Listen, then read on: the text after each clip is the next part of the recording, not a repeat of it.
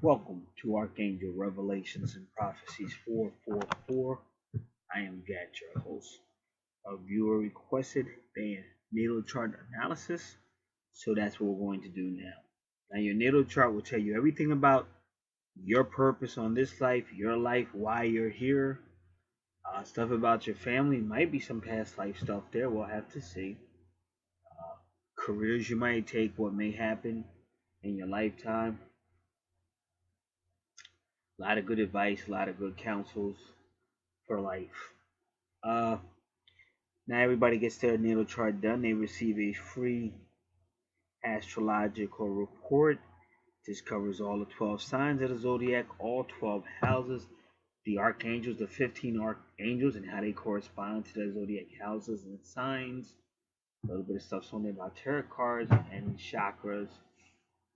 A little bit of anatomies on there and correspondence to the astronomy, to the astrology, and also some things about the chakra system.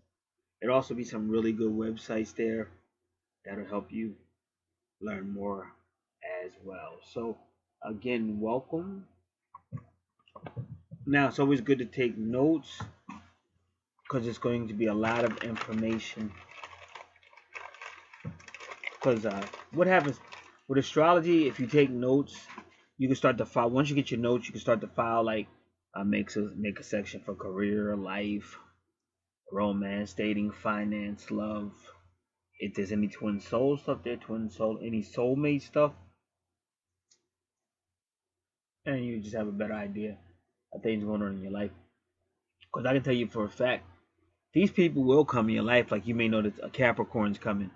They will come, but sometimes it's a funny world.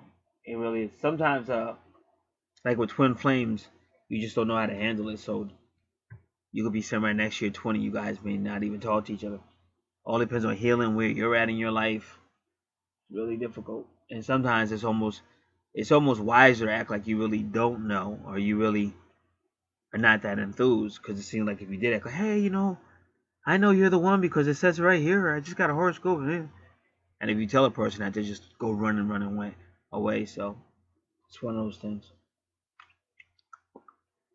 Our world is very volatile. Alrighty. First house. First house is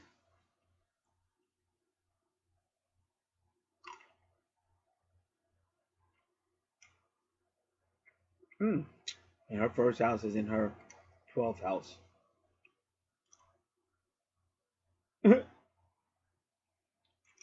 I just love when I think I'm gonna start this chart and just go. It's never that way. It's never that way because I got shut down as soon as I started that chart. All right, so we're gonna do a few things differently. First off, you got a connection to Venus.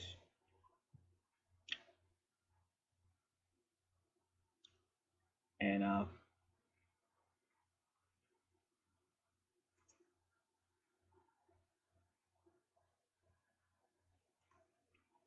what I'm gonna do, I'm gonna take a detour only because some information I was given. I'm gonna check it out right now, see if there's any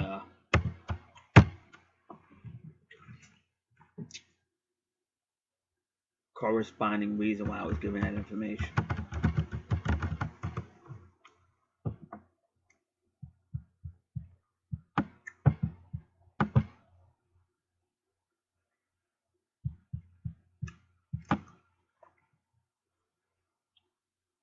Right now, Venus is in Pisces. Because Venus rules Taurus and Libra. Let me look at your first house again. Yeah, you got Venus and Taurus. So this is going to be interesting.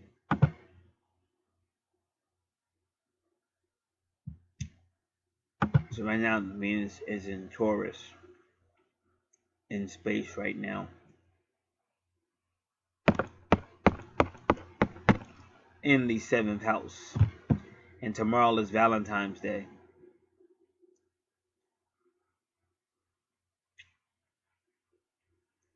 So you got Neptune and Venus.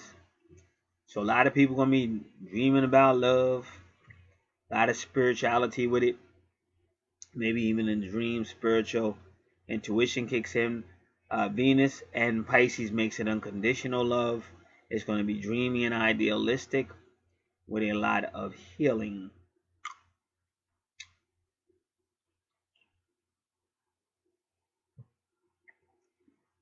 So I don't know. I may post this on one of my channels. I don't know. We'll see. So let me copy this space chart. Give me a moment. See, because it's going to take a little bit differently because I still am looking for an answer. Something I was given to right before I started this video, and that sometimes happens when I have a message that we will soon find out. So you have to be patient. See, Taurus is patient. Sometimes love. You have to be patient for love.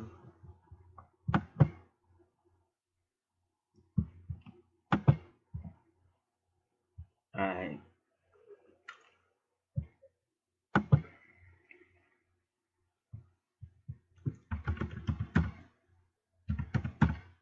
It's 6:33 p.m.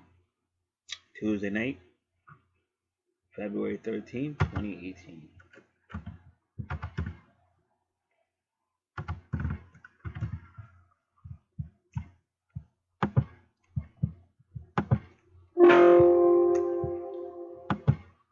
Alrighty.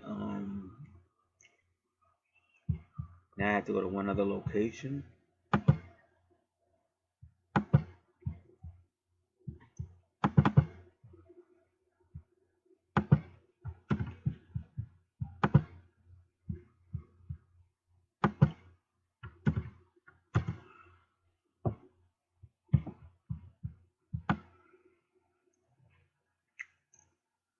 I'll go for Mr. Sirius. Right now, planet Neptune is in the west, which means Venus must also be in the west because Venus is with Neptune.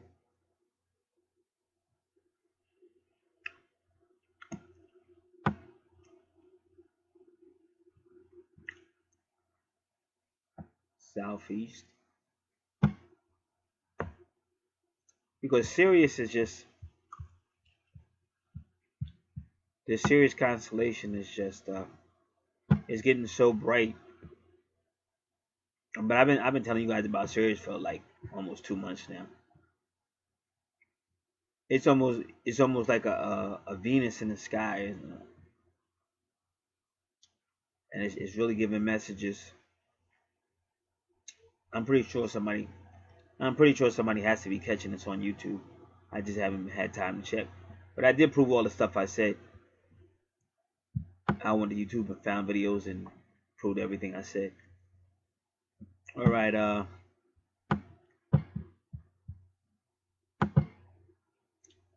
Sirius. Trying to find out what constellation Sirius is nearest. Constellation neighbors. Keep an eye on Columbia or Columbus. Anything with a column.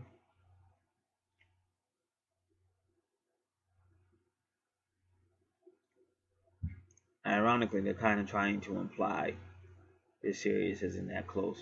But Orion is close to the Cancer, to the Taurus constellation. That's interesting.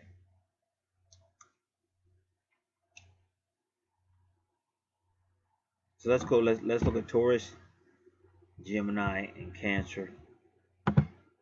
I'm looking at the space chart. I don't know if you guys probably still looking at the natal. Taurus, Gemini, Cancer. Going the other way. Oh. So Sirius is somewhere around the 9th, 10th, or 11th house.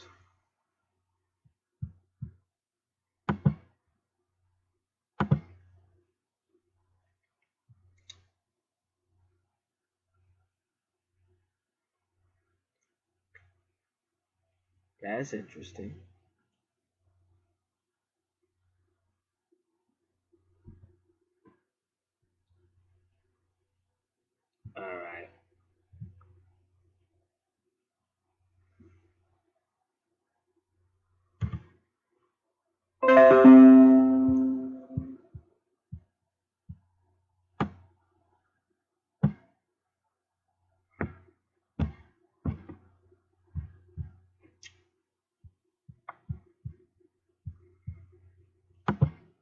Now we go back to the chart.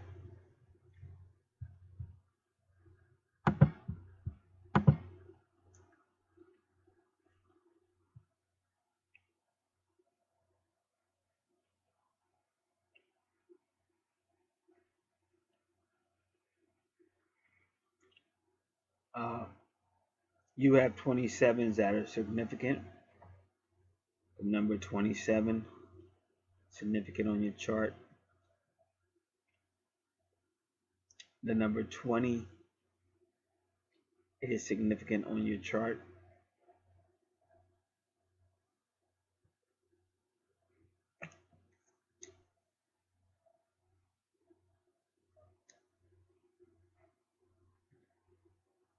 The number 1111,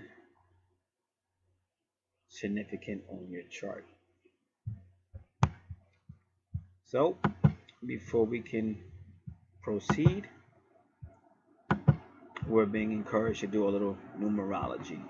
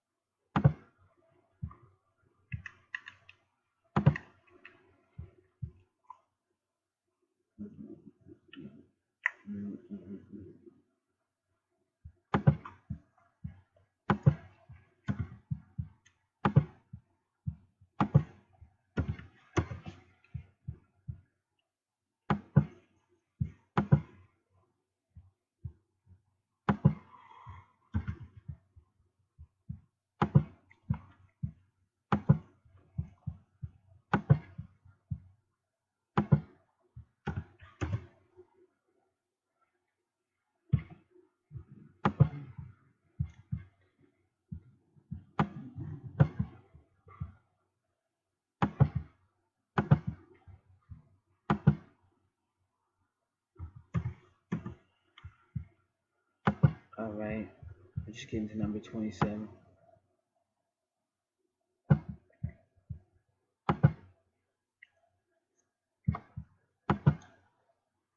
And the matrix.org, 27 says Geek Eddie Bald Bell.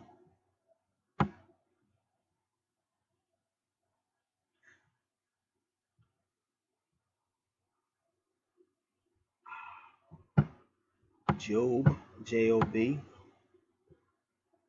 Bet, B-E-T.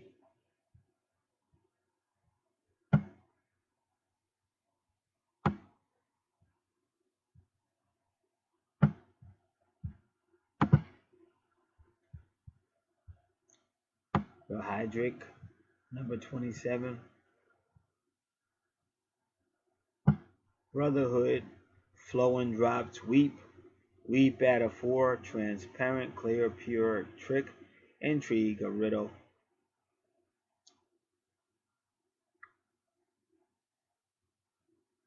To hide, to go out. And your number 27. New information and news of a positive nature is on its way. And don't forget, we have a new moon on February 15th. So listen to your intuition and heed its guidance for your highest good. Angel number 27 tells you to believe in yourself, your intuition, messages, and your inner promptings. You have been receiving messages about your divine life purpose, and I'm here to tell you tonight, that's why I'm here. And your angels encourage you to follow the guidance and direction accordingly. Trust that your angel supports you in your spiritual endeavors. Angel number 27 is a message of faith, trust, and self-belief. Your angels ask you to step forward on your life path with confidence and grace.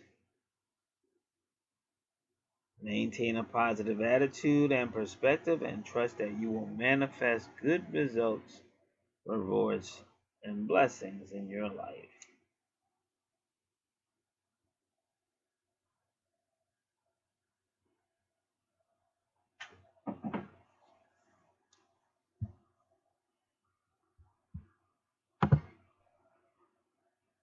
Alright, so that was 27.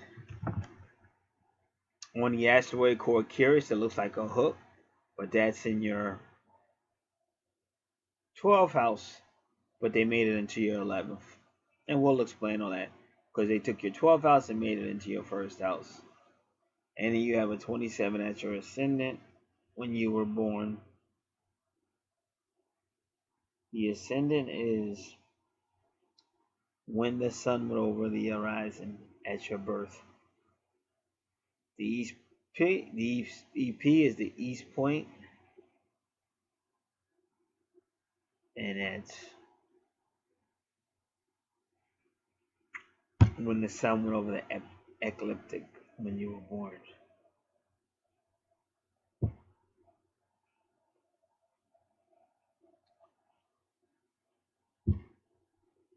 27 is also with your vertex, where you see Libra. So 27 is definitely connected to your relationship, because usually the first house opposes the 7th house, and they're both dealing with relationship. But because they're doing some type of situation on you, your first house is really your 12th house. Your 12th house is so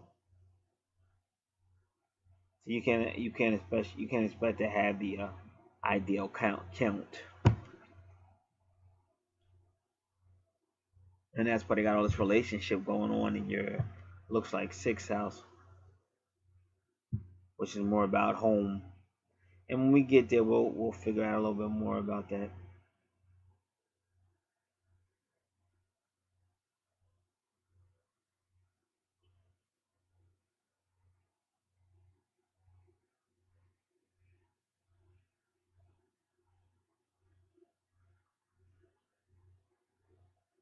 All right. So those look like the only areas where I see 27, but kind of let you see what's going on there.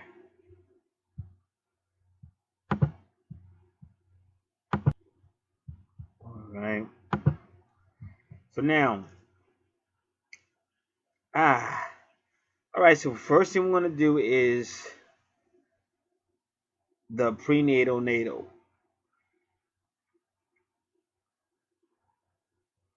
And this is gonna be interesting. Give me a moment.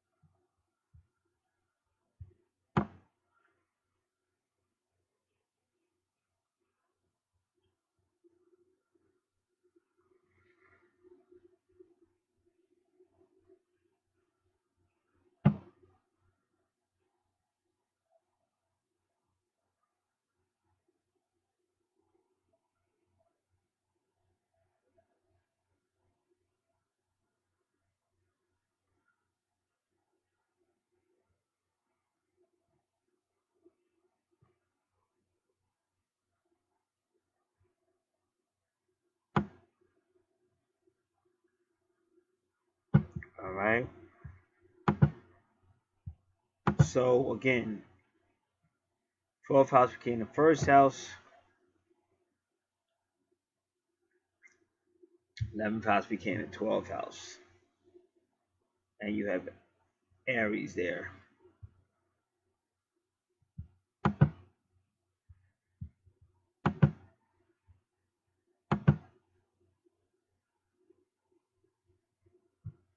That would mean a pregnancy with some conflicts, possibly arguments or emergencies.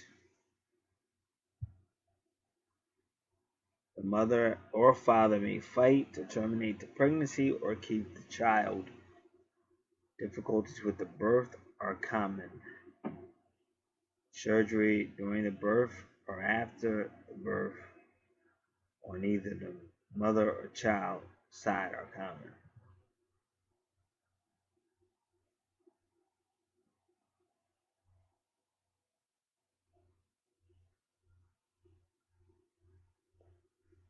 Surgery during the birth or after the birth on either the mother or the child are common.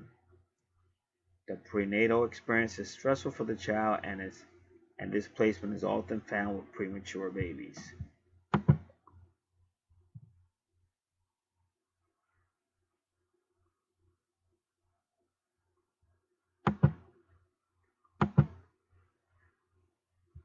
Taurus, Libra, or Venus. A pleasant pregnancy where the mother is calm and relaxed. The mother may indulge in excessive amounts of food and treat herself to relaxing activities and music.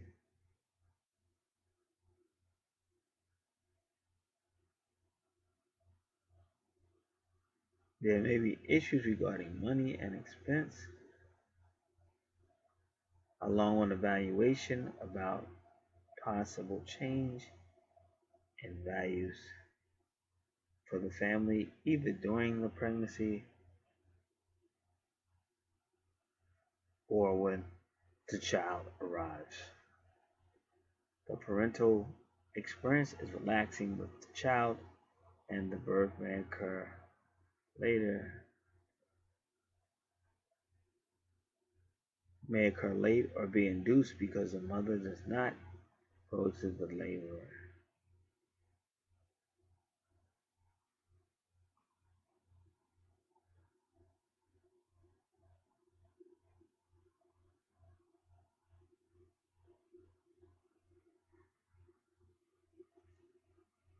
All right, so that's what Taurus and Libra.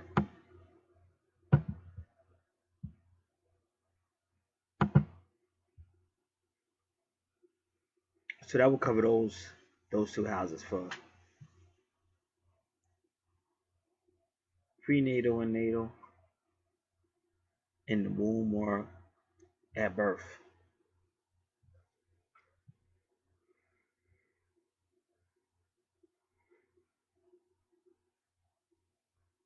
Okay, so the fourth house. So again, so they did that on purpose. So you have a lot of Aries energy. So the first thing I will warn you, because I can tell you're probably a very loving person, and it's kind of funny because Taurus can be very patient though, but Aries is going to be it's going to be hard to contain patience, and the first house is really one of Venus coming. Now Venus is spoken by number 6.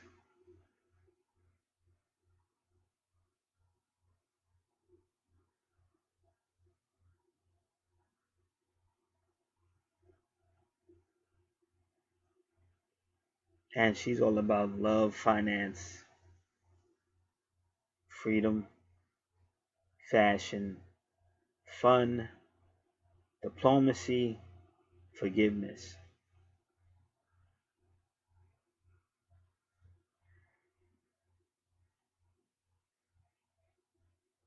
Now,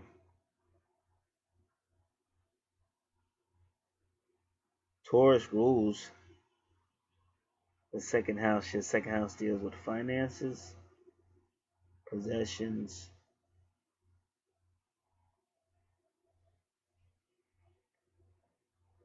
and a person's value system.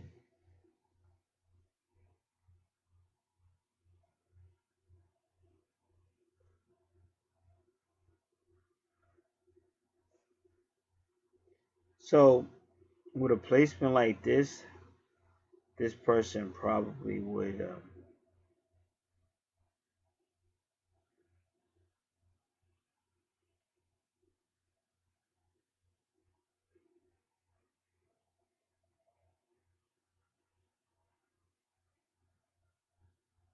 Taurus can be very sensual, loves massages, sensual, touchy-feely type of sign,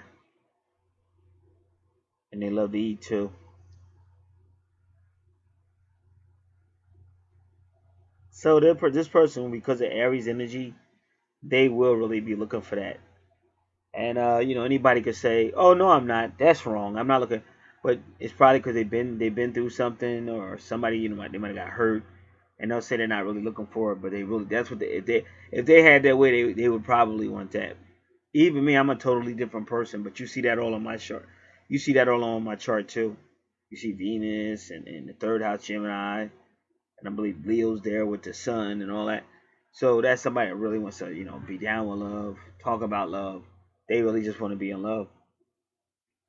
But you have to be careful of Gemini, because that's what you see in your second house. See, Gemini is short.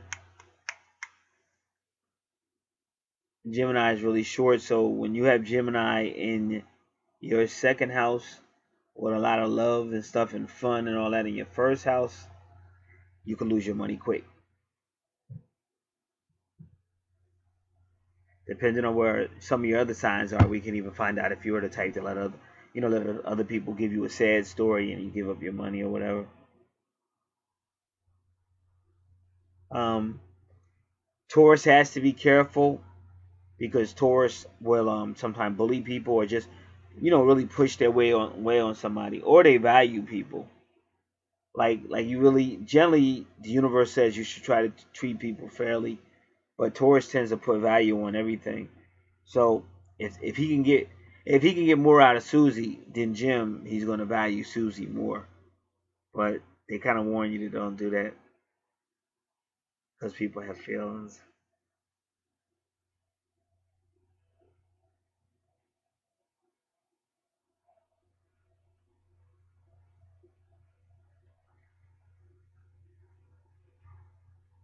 Next sun sign is this is interesting. Cancer in the fourth house with Mercury. Now 28 tends to be the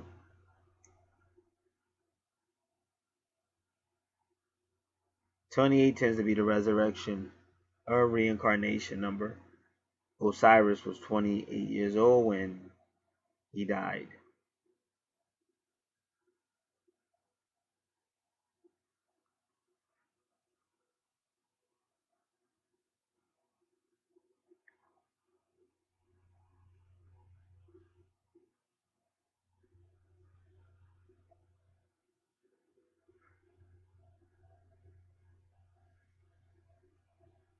So that's an interesting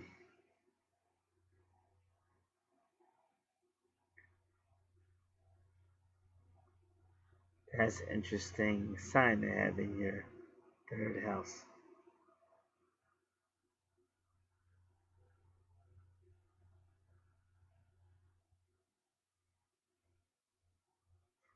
Your third house deals with shorter distances, mental considerations, communications. It's a very creative house run by Gemini, the third house. Deals with surroundings, environments, siblings, brothers and sisters, young education.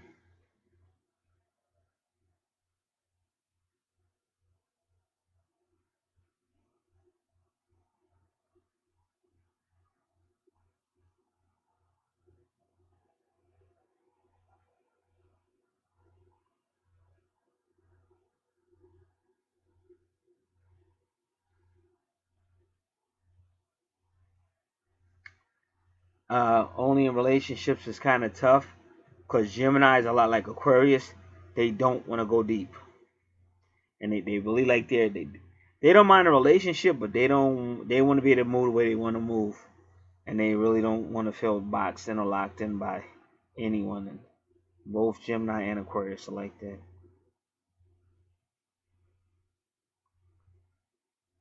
So, and a lot of, especially twin flame relationships, that Gemini energy has to be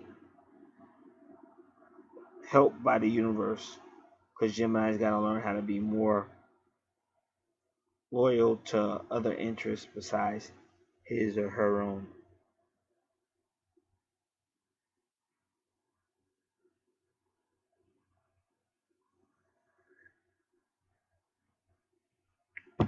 But he communicates about family. His family might move though, or he might move. Cause like I said, Gemini is short-term energy, or he might not live far from his family.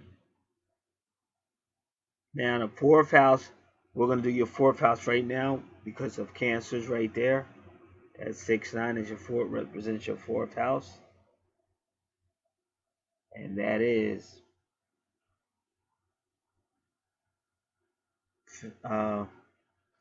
teenage adult education, land and property,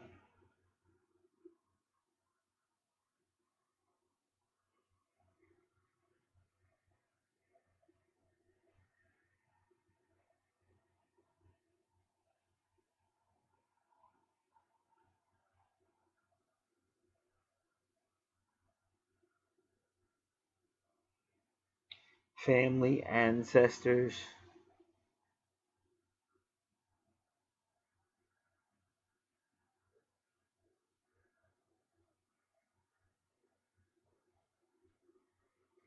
vehicles, the hard travel. Whoever raised you when you were young in a mother capacity, that is Imam Kweli. And Imam Kweli will be in your subconscious mind the whole time you're on this planet.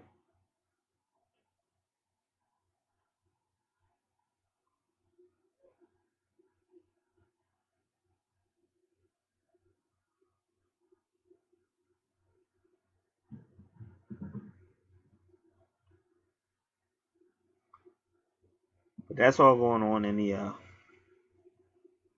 third house. And that sun is there. So usually Cancer is ruled by the moon and deals with maybe things that are hidden and the emotions and the feminine side of the twin soul relationship. Now, when you're in your third house, you have the moon, the sun. That's more out in the open, masculine. So,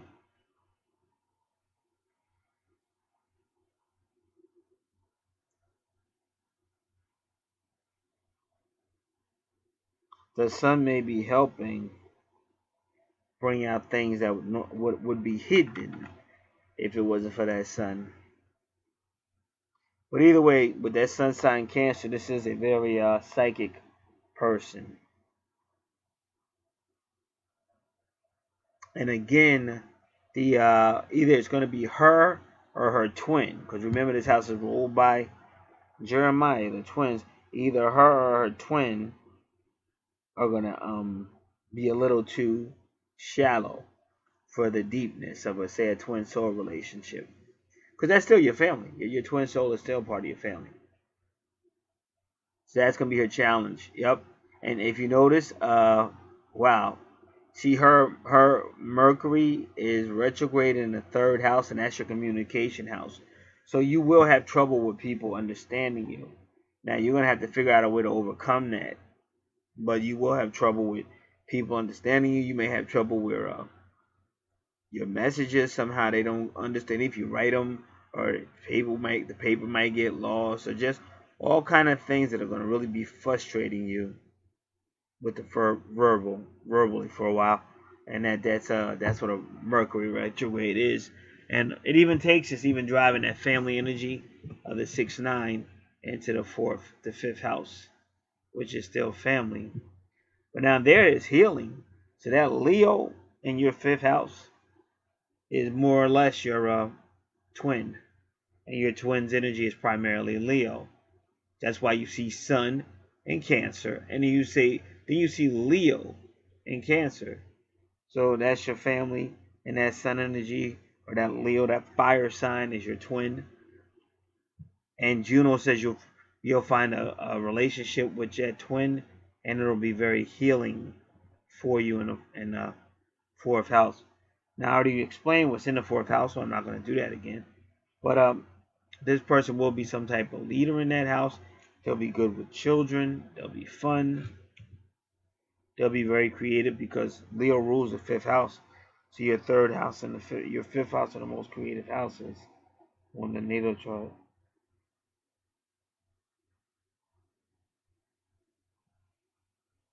He'll be a leader, romantic. He'll love kids, love to have fun.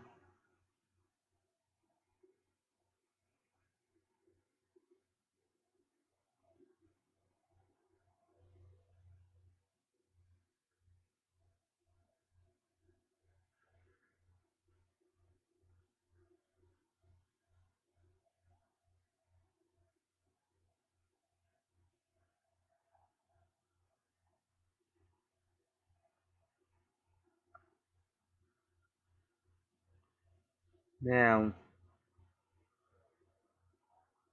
the sixth house.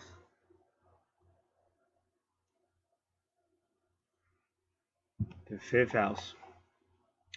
Again, ruled by Leo. It's all about fun, travel, young or smaller children, childlike ways, taking risk. A very creative house, just like the third house is very creative.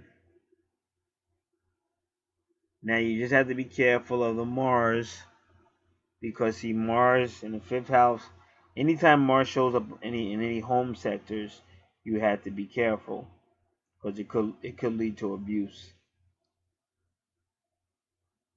So you just have to be careful around, especially children, but anybody. You just want to watch how you talk to people and things of that nature.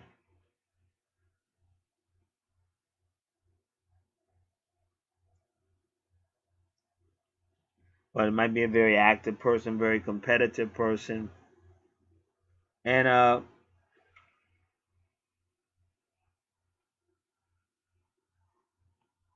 so this is Virgo.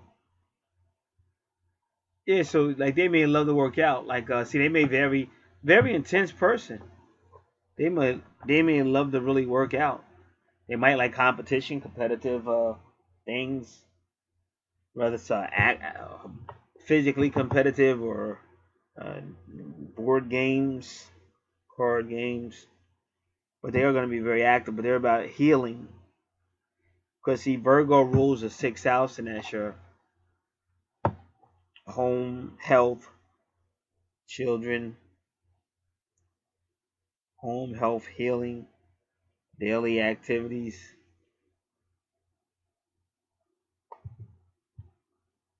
service.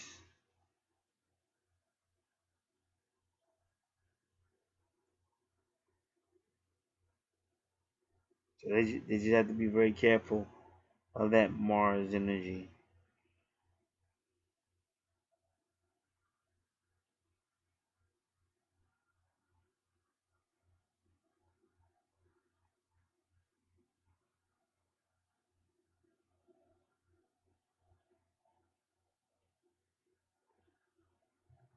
Now Mars can be a very they can see error like instantly.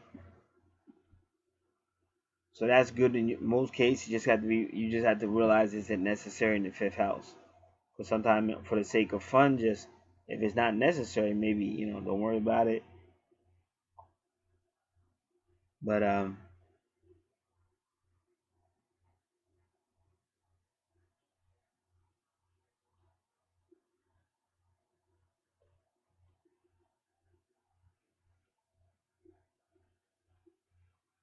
now in the sixth house, again is home. But now Now they got their partnership. Could be a relationship, partnership, anything, homes, service at a home, legal services for the home.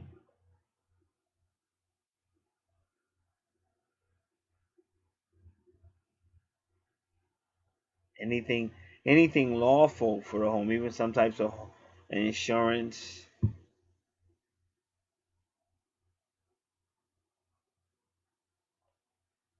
It could be a partnership, but it could be cleaning homes position, taking care of the elderly,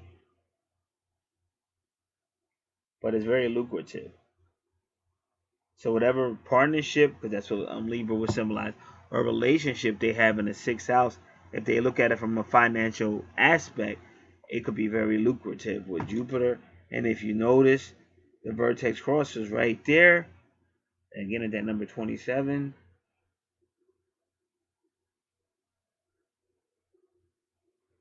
And that's all about meeting your soulmate or meeting your twin soul, or a significant event that'll happen in your life, or a significant breakup that'll happen in your life. And as you can see, it's definitely trying to tell you twin soul, and that's why they even it's taking you right into your eighth house. 1, 2, 3, 4, 5, 6. It's taking you to your seventh house relationship, but it has a Scorpio. And Scorpio rules the eighth house, so you know this is soul flame or twin soul.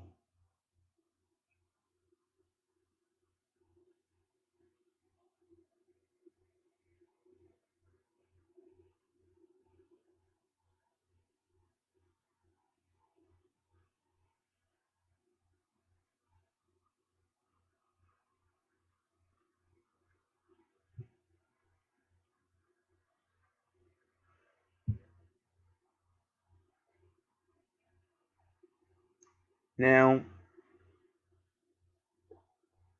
now, they've turned your home sector into a business, a lucrative business, and they put the partnership sign or the relationship sign right there.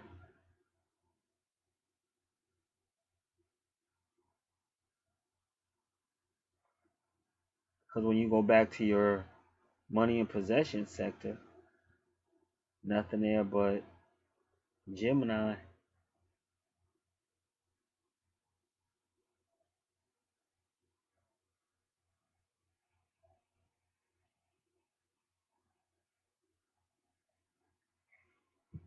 So you have to go to the third house that Gemini rules, and you have that Leo there. Yep, that is what it is. Okay, so this is getting interesting. Just give me a moment. Um, yeah, I got the count right pretty much. So yes, you go to that. They're very slick with what they're doing, but you can see how it works. You go to the sixth house, and you got the family sign there. You go to the third house. Yeah, you go to the third house. You got the family sign there because your second house is what Gemini is saying. We'll go to the third house. So you go to the third house, and you got your family sign there with the sun. So we already told you about the sunny Leo, and the 6-9 is your fourth house. It's ruled by the 6-9 of Cancer, and you got that Leo energy there, and he's ready. He's ready for a serious relationship, or you're ready for a serious relationship with him. And then when you get to your fifth house ruled by Leo, you got Virgo there. So then when you get to your sixth house ruled by Virgo, it hits you with Libra. And don't forget that Libra and Taurus are both ruled by Venus, who is also about finances.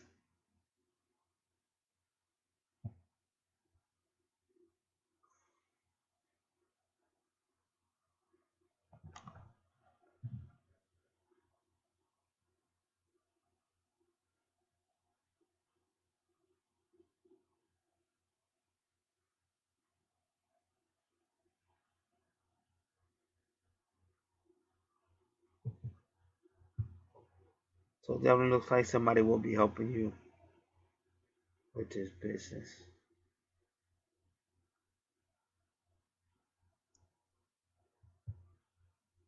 And then you go into the 7th house. So you got the 8th house there. Now, you have to be careful of your, I believe this is the 7th house.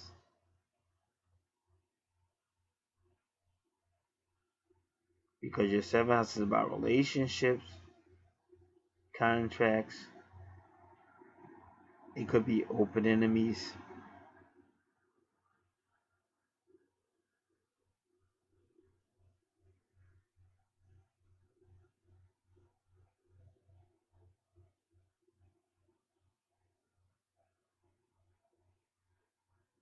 And you guys, like I said, Scorpio. Whenever you see Pluto, because Pluto rules Scorpio. So this house, relationship, partnership, contract, possibly legal matters.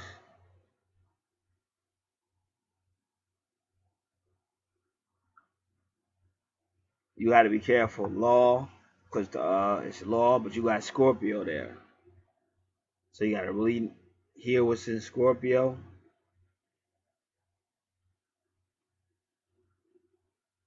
Because what Pluto retrograde does, in order to get you where you need to be, anything you're kind of like holding on to, anything that's kind of slowing you down, or whatever case might be, or anything that's just keeping you away from you getting back to nature, or getting back to being one with God, or one with your astrology, Pluto retrograde is just going to take it suddenly. Suddenly. And when you're dealing with Pluto and Scorpio, you're dealing with two powerful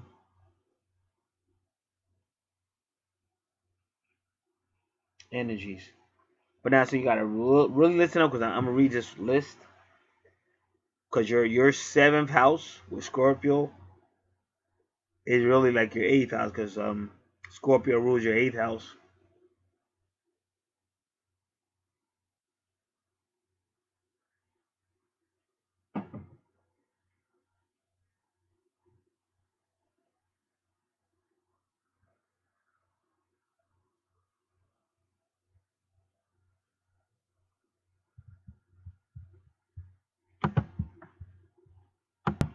So your relationship sector will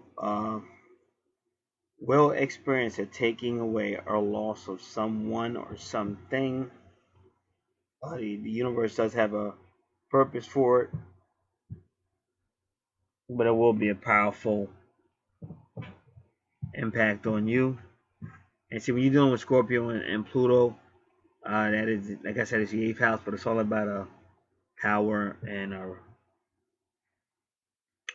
reincarnation, restoration, death, and rebirth.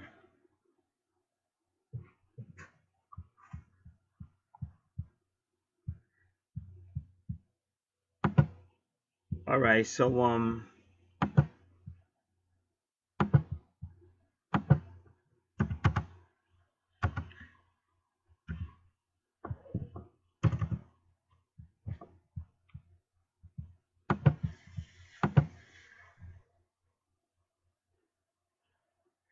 so this person is a highly psychic person. That's why dealing with moon energy and the sun and all that.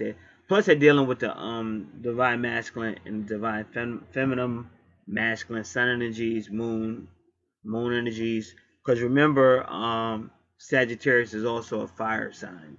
So that's what they're doing. Whoever put this chart together, they're really dealing with the two energies.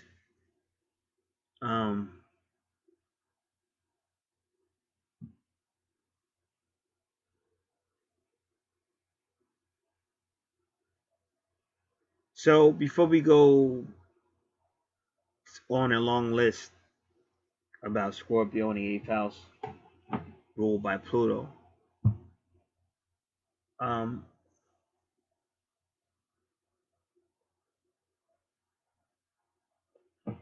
just let me do a couple of things. So I'm waiting for the website to come out. They don't really have it yet, but I'm sure. But the websites have gotten much better since I first started doing this. But what I really would like to see is Moon and Sagittarius in the 8th house.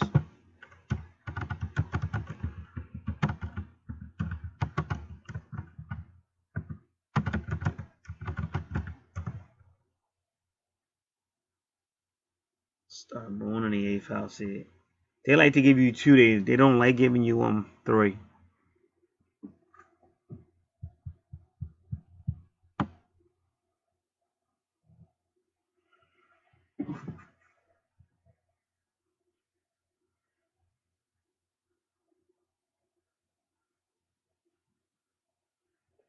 So just to let you know, Sagittarius, because they're going to tell you it is ruled by Jupiter. It is about good fortune. It is about your higher self. Your higher self is you and your twin soul. Uh, it is about higher class. It's the night. It rules the ninth house. It's actually one of two. See, the ninth house opposes the third house by Gemini, but the Gemini energy is just initial stages, but they're going into separation because Gemini just don't like to deal with that deep stuff. Gemini does not want to feel locked down or inhibited, and he really don't need to know all that, So he's not trying. So Gemini is the early stages of twin flames when they keep breaking up or hurting each other. But then by the time they get to Sagittarius energy, Sagittarius is cooler. Now Sagittarius can be with another person and they can get through stuff. So that's why it's about philosophizing. You say tomato, I say tomato, getting along. That's why when you see Jupiter retrograde, it's like, oh, we can work it out. But before that retrograde came, it's like, nah, forget that. But once Jupiter go retrograde, it's like, oh, we can work it out. And you'll see people that hated each other all of a sudden working together and stuff. So not that yours is retrograde, but just so you can get a good idea of what's going on in your eighth house. But see, whenever you deal with Neptune, Sagittarius, and it's one more. The moon as well, but the moon is more with the soul. See, fire signs, in my opinion, are more like they still deal with the soul, but they deal more, in my opinion, like with the spirit. And like Aries used to be ruled by Mars, fire signs, but now, but no, excuse me, Mars used to rule Scorpio. Now, Scorpio really is like the deep. That's why even the eighth house is the bottomless pit. It's the underworld. And that's Scorpio. Read Revelation chapter 9. You see the bottomless pit. You see Scorpio right there. So that's astrology. So Scorpio is going to deal more with the soul than anything. But it used to be ruled by Mars, which Mars really rules Aries like a fire sign. So there is a spirit, there is a soul, and then there's a mixing of the two. And that's why the more you understand, all alchemy really is taking these energies and mixing them up to get another result, a different result. And that's why I try to teach people all the time about. That's what the Borg was all about. Because Captain Picard had never seen anything like that. They thought they had space pretty much figured out until they met the Borg. So it's a lot of stuff in this life you'll never fully understand. But it essentially started with two polarities.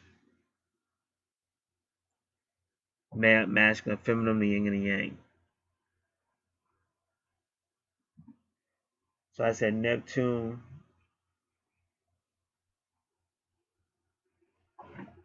Sagittarius, and it's one more is good for telepathy, telekinesis, and just traveling.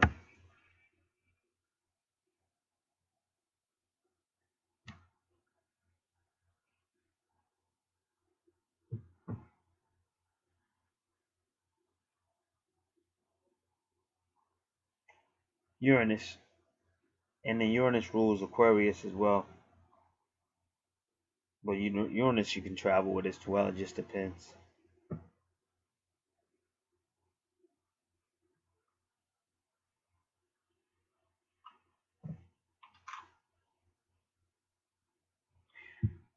Give me one moment.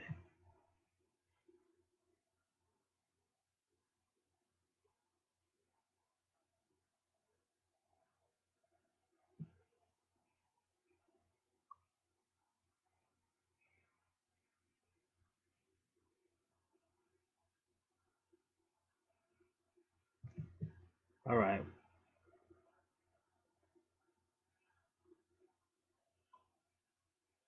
So now,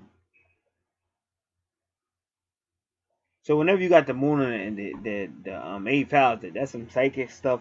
But it's also reincarnation, because you can go to YouTube right now. Go to YouTube and type moon reincarnation or type lunar reincarnation. So whenever you see the moon energy in that eighth house, it's working with Scorpio energy, but it has a lot to do with reincarnation. And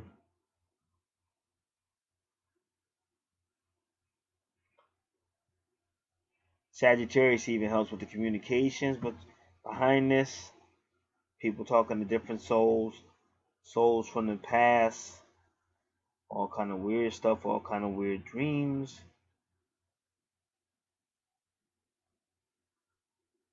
Telekinesis, astral planning.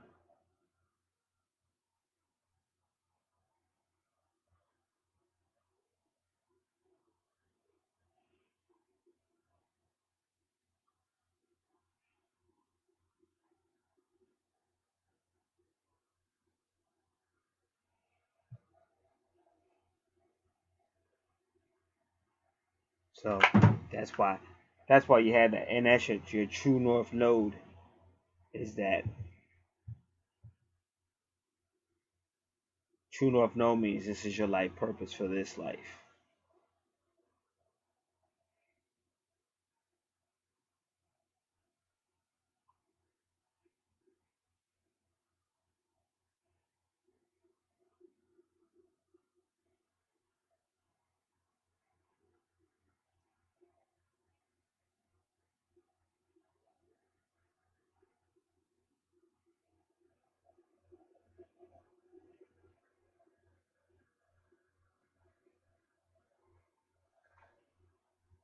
All right.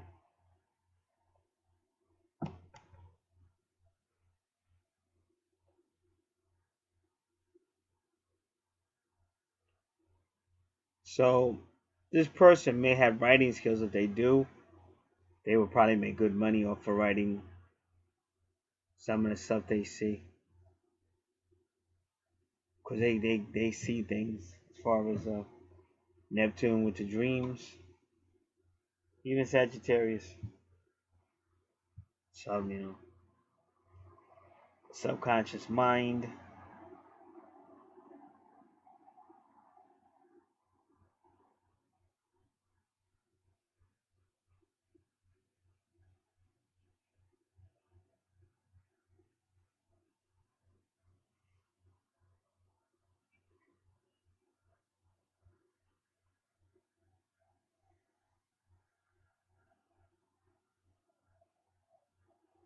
So now we're gonna do Sagittarius in the eighth house.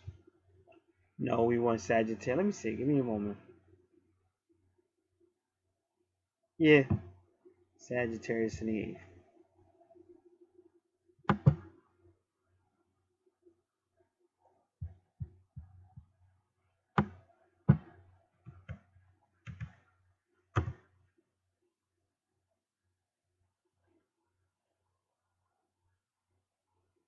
You might even see like astronauts with Sagittarius in the eighth house. That's just one of the placements for that. It could be other placements too, but that would be one.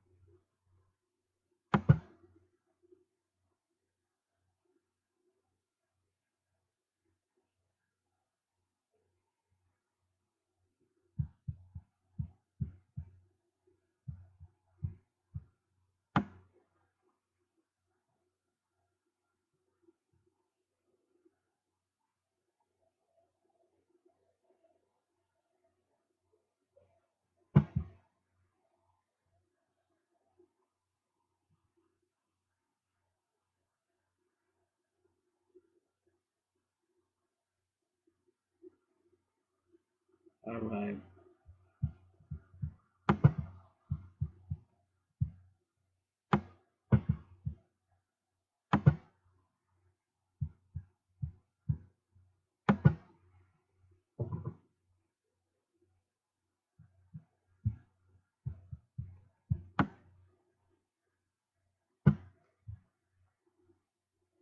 So now this person, the Sagittarius in the 8th house, they find its adventure in the depths of the human psyche.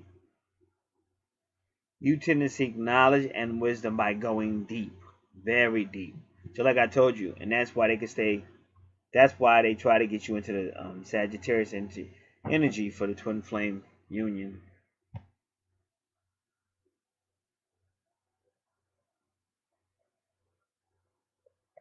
So they go very deep into learning what others are passionate about and why.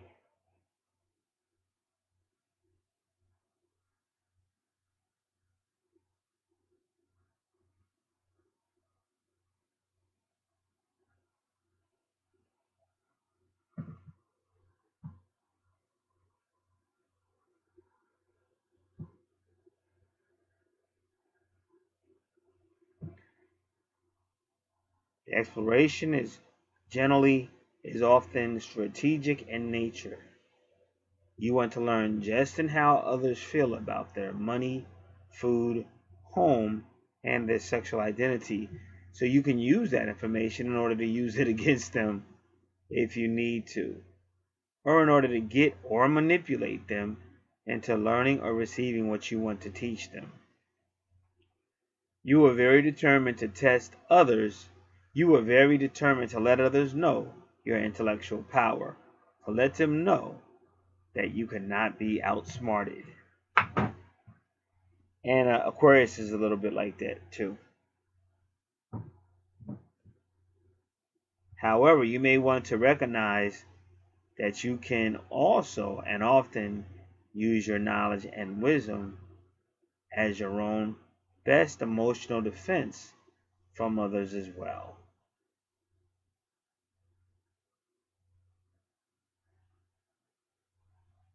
You likely try to prove your intellectual superiority in order to protect yourself from being vulnerable to others, or to protect yourself from being controlled or manipulated by others in financial matters, physical or sexual ways.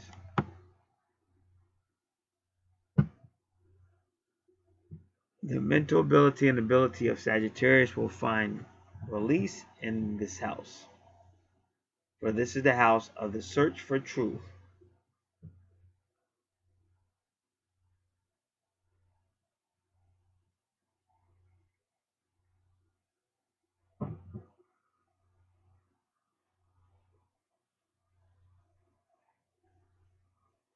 So the Sagittarius in this position could be the pioneer in new thinking, new thought when it comes to truth seeking. In metaphysics, it is taught that the truth, like matter, is always becoming.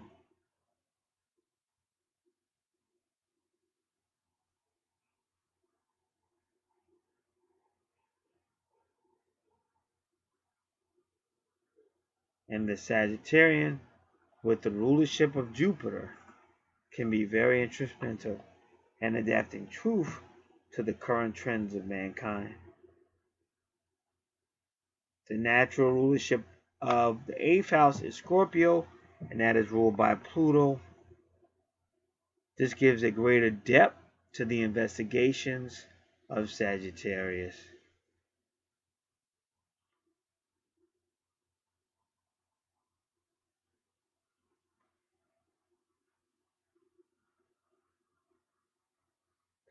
And this location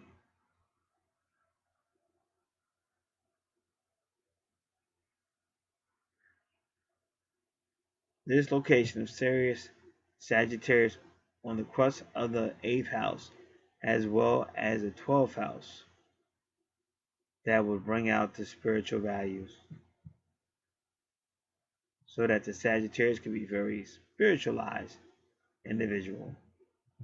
Through the realization of concepts can cause, though the realization of concepts can cause regeneration with the Sagittarius individual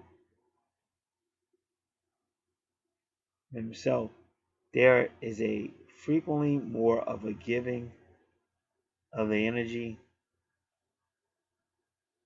by the fire nature of Sagittarius.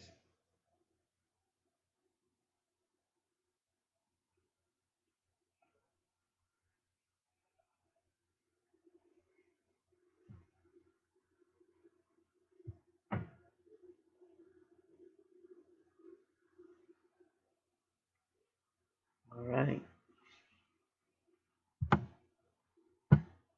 Now we're looking at the so-called good fortune, that circle with the X in the middle.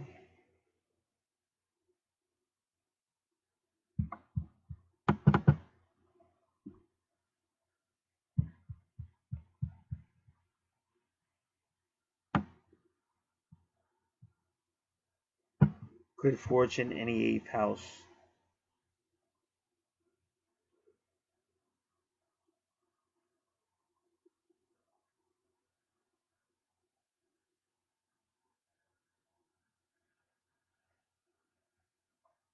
This person will be interested in the occult, which means hidden, has good power of regeneration and rejuvenation, and can be an expert at investigation. So whatever you go through, it's probably going to push you into the metaphysics. I kind of knew about this stuff, but it was really my twin flame situation that really pushed me in real deep. Expert at investigation, research, detective work. This person can keep a secret so well that he is like an internal diplomat, and he can indeed earn a living this way.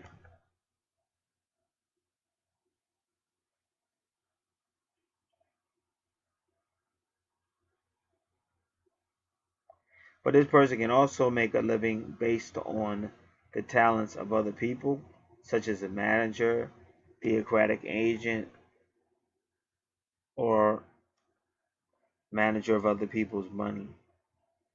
This person is usually very attractive due to personal magnetism.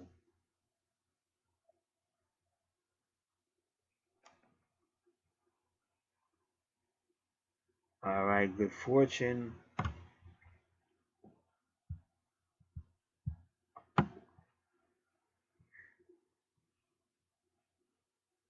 Good fortune and the moon.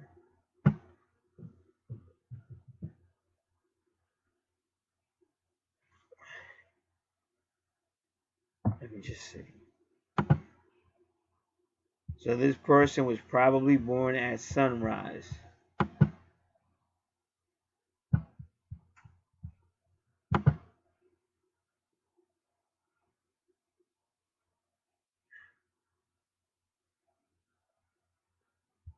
Give me a moment. I'm just looking at a few things.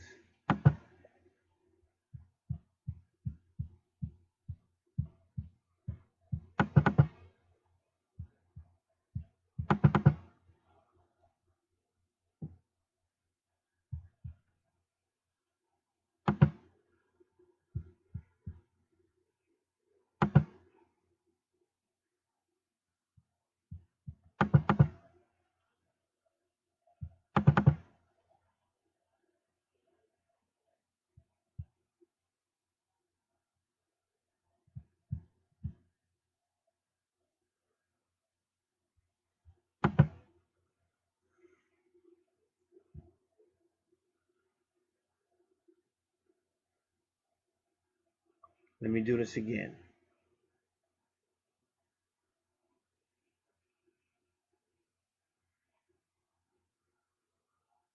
All right.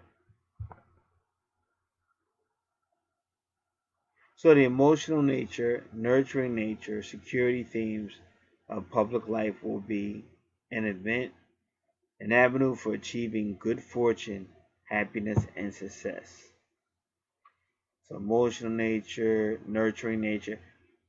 We're talking about the moon, a connection to the moon, but it could also be a connection to Cancer.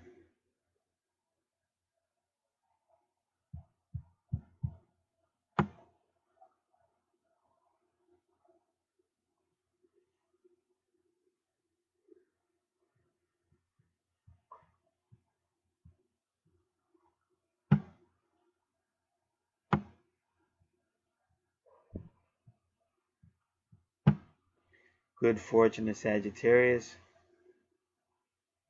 Person will be adventurous and expansive.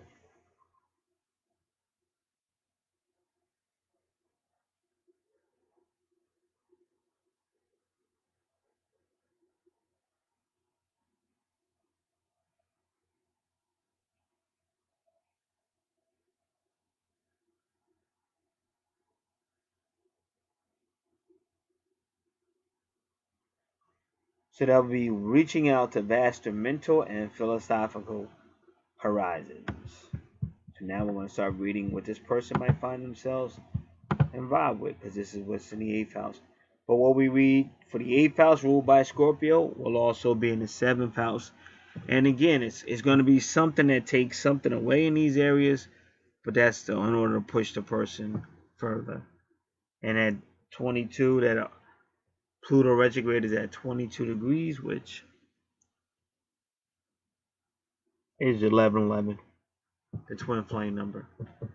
And usually what gets taken away from this person suddenly and so impactfully is something they just are holding on to. And the universe can't get them to mature if they continue to hold on to it. So the universe actually snatches it out.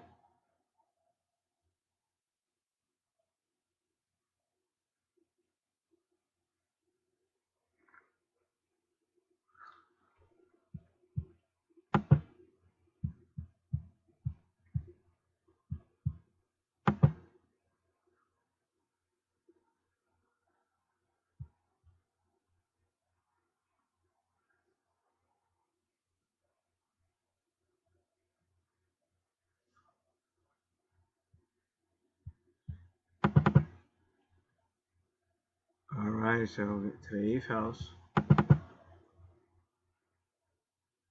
The 8th house is ruled by Scorpio, which is ruled by Pluto.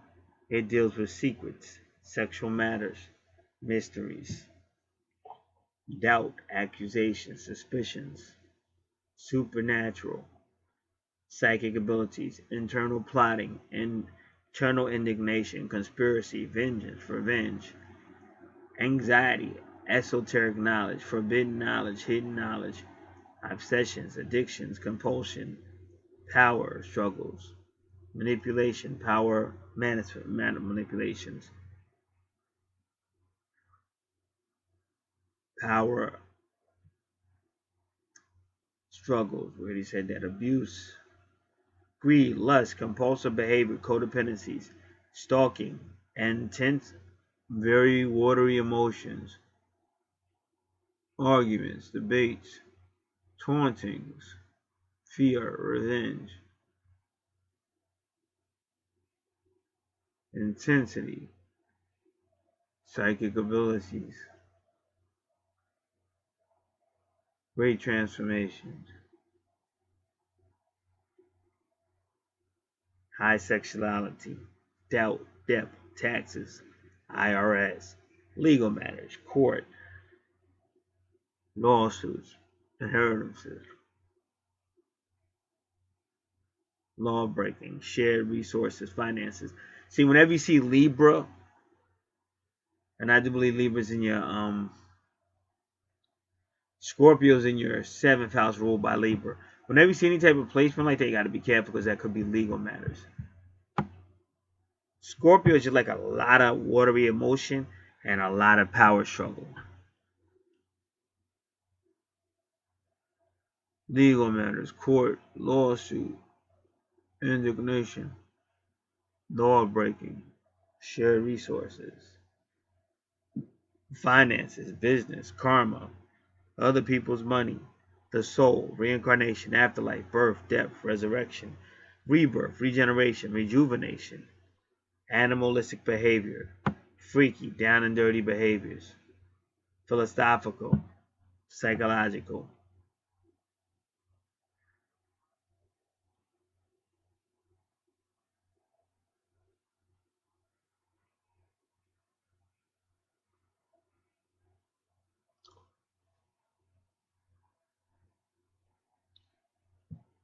Psychological situation studies, research, knowledge, forbidden knowledge, hidden knowledge, investigations, investigators, managers, agents, addictions, drugs, alcoholism, other worlds, creepy crawlies, other dimensions, science, higher science, holistic healing, spiritual healings, alternative medicine, internet, long distance, advanced technology.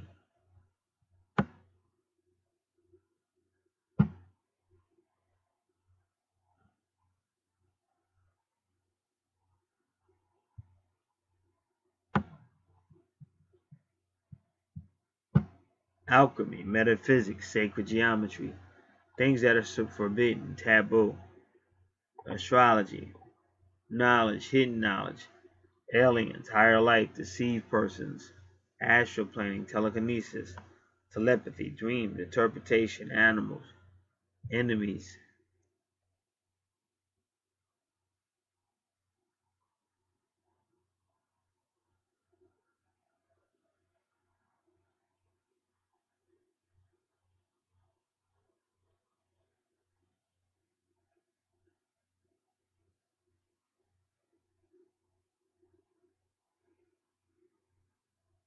deceived persons, astral planning, telekinesis, telepathy, dreams, interpretations, animals, enemies, Halloween, the divine womb, deities, tarot cards, higher thoughts, inheritances, loans, banking, animals, pregnancy, women's body, and finances. The eighth house rules other people's money and transformations. Other people's money can mean debt, taxes, inheritance, wills, joint finances, shared resources, and loans. The eighth house is on the axis of the second house and is an axis of money. Second house is your money. Eighth house is other people's money.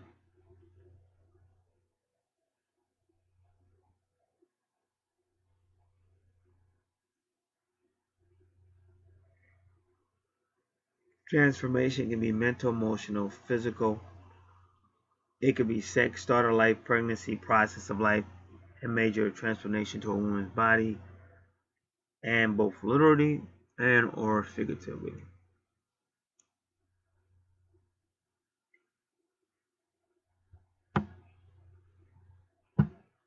The eighth house is one of the relationship houses. Fifth house is love. Seventh house commitment. Eighth house is sex.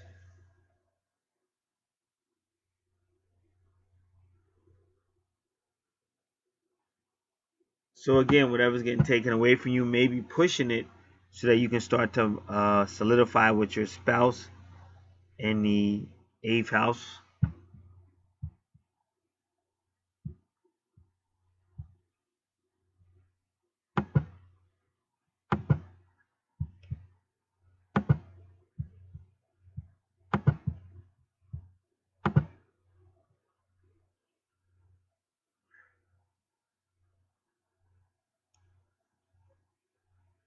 And possibly push you into the ninth. I don't know yet.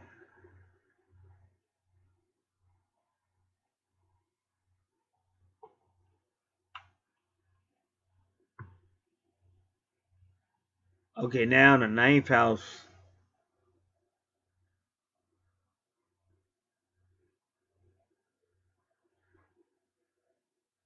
Capricorn can be considered the old soul, very serious minded. Capricorn equals career and reputation.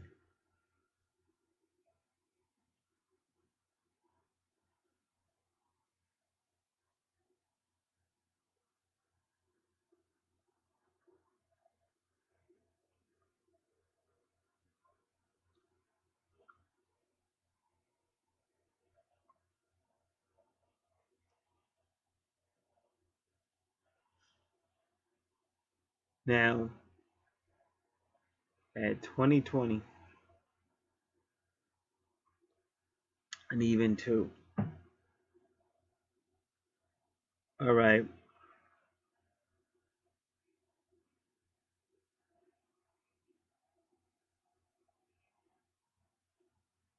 So we're gonna look at 20 is always gonna break down to two, just so you know. Two always two.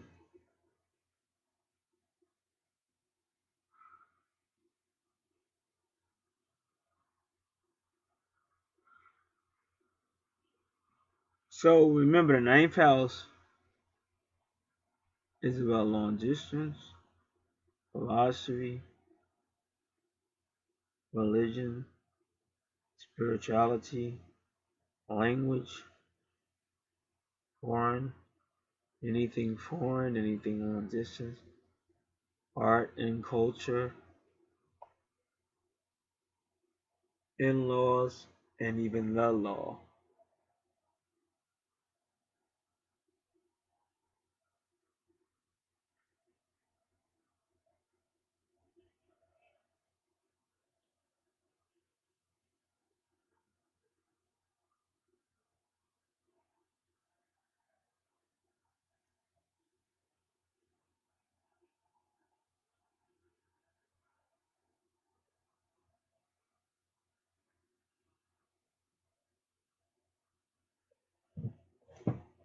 So you may make or have made some type of career or reputation of those things I just stated. But either way, Capricorn represents career and reputation. So your ninth house is kind of connected to your career and reputation in those areas. Now I'm more interested right now in numerology for that particular house.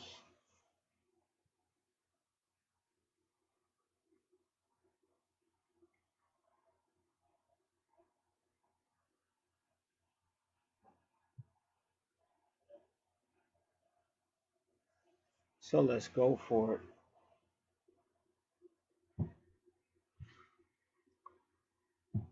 All right. Just give me one moment.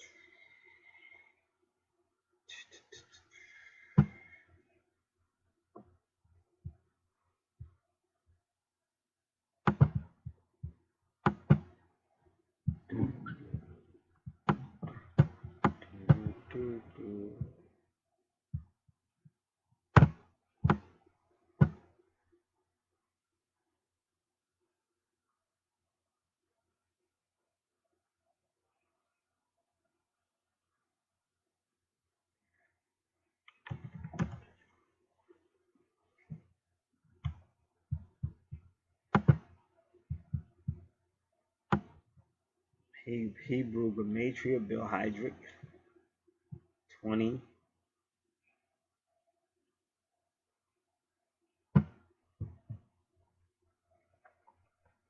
Bent or hollow hand, palm first.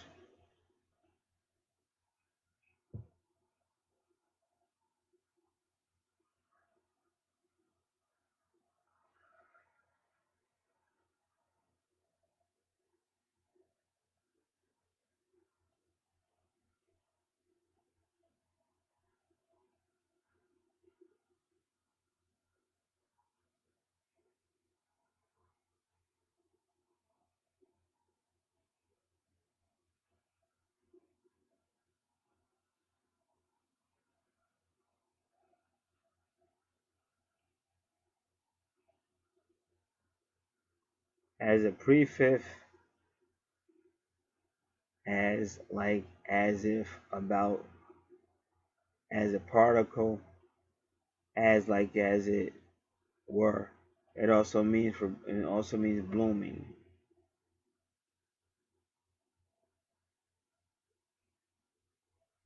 Intimidation or intimation. Intimation.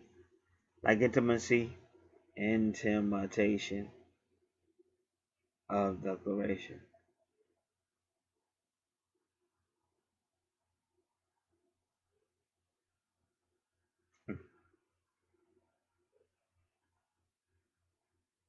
20 can mean brotherhood, contempt, loving, fluid, to breathe, live, to exist, to hide, to sweep away dirt,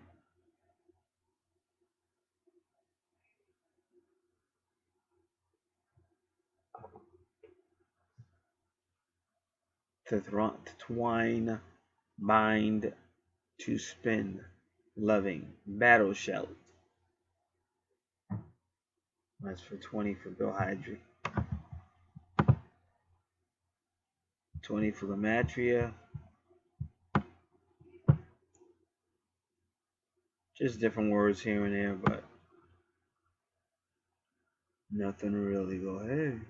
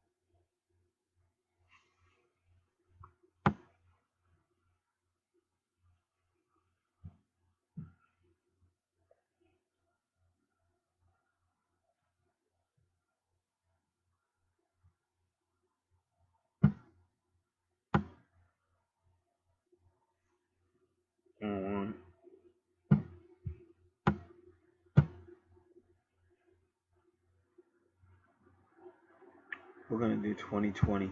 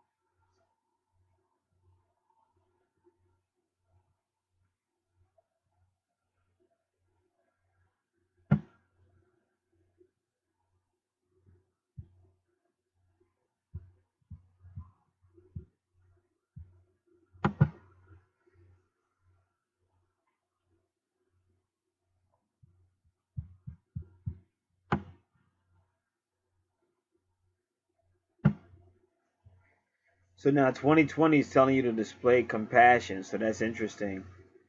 That's interesting. Based on what I've been saying since the 7th house, 8th house, and then the 9th house. Display compassion, diplomacy. Again, this is all Venus stuff. Considerable consideration and adaptability as you passionately serve others in your day-to-day life. Take a balance, which is Libra. Harmonious and peaceful stance in all areas of life. Stand strong in your personal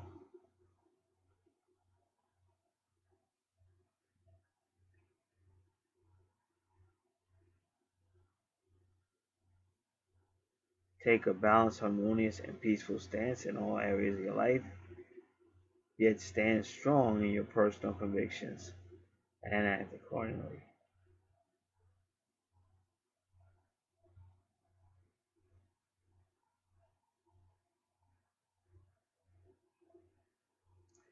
You have a great deal to achieve in this lifetime, and with devotion and inner wisdom, and that's why they put that Sagittarius in the 9th house.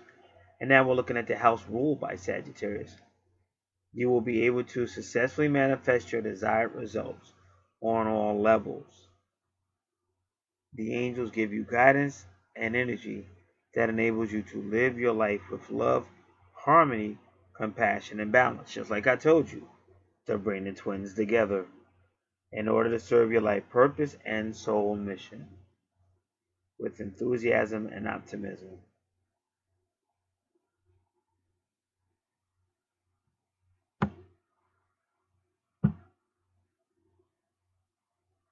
Wonderful things are happening behind the scene that will be a great benefit to you in the near future.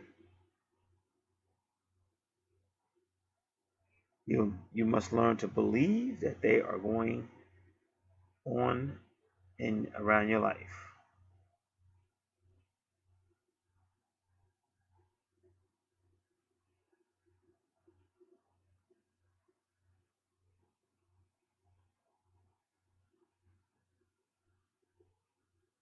They're asking you to see the bigger picture. Work with the details necessary to complete that picture in order to bring things to fruition on both the spiritual and material level. Be diplomatic, cooperative, and loving when relating to others, and know you will be well blessed in your life. So that's interesting. Especially put that the way they did it with those two retrogrades. All right, so again, Capricorn and the ninth house is a serious approach, and it deals with career and reputation. But Neptune retrograde don't want to be serious. Neptune retrograde wants to escape, and Uranus retrograde kind of changes on you. So even though Capricorn is there, Uranus retrograde, anything could happen at any time. They'll get real silly. They'll keep changing on you, and that could be difficult for anybody to understand. But this is sudden stuff happening. Could be a sudden change at once or likes a personality. And Uranus don't like no type of Uranus just will rebel, but they're real extreme. In other words, they have to learn it. First, you gotta wait and find out, are you really rebelling against something that needs you to rebel against? Or are you just rebelling because you like to rebel? Second, they have to realize that there has to be some type of structure. So I think that Capricorn that's there probably will stand up to that Uranus and that Neptune. Maybe help this person. Because Neptune retrograde could be a person that gets high, alcohol, drugs, escapism. Escapism seems to be good if you can harness all that for creativity. Not to actually get involved with it, but for creativity, and then you will probably become a millionaire or more than that. What happens is people think they can go into the other world, other sides, and they're going to be okay, and usually you can't.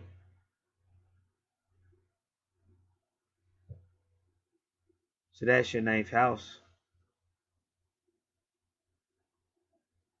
A serious Capricorn type energy is telling the more modernized, rebellious energies to, hey, let's calm down and let's work this out.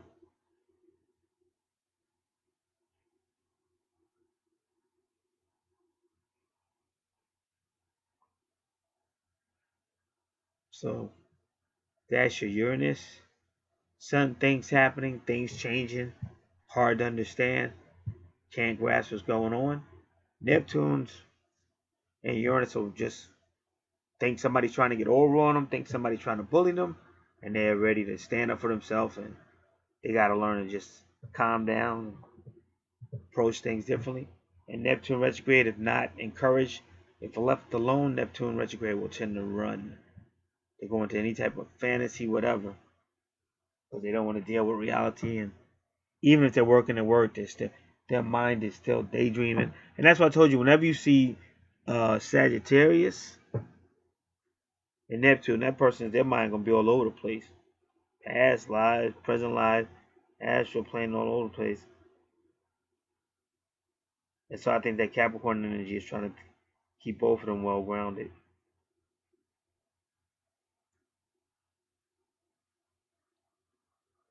Now 10th house goes to medium quality again. the Aquarius. So this is a person that likes to teach the community around them, likes to take in knowledge. Their motto is I know, so they like to take in a lot of information too. So that goes, I told you about Sagittarius and Aquarius. So that goes with your life purpose too. Because medium quality is another aspect of your life purpose, which is also your career.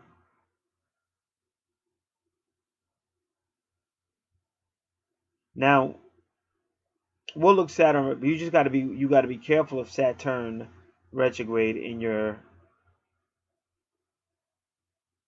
10th and 11th house, right at the border.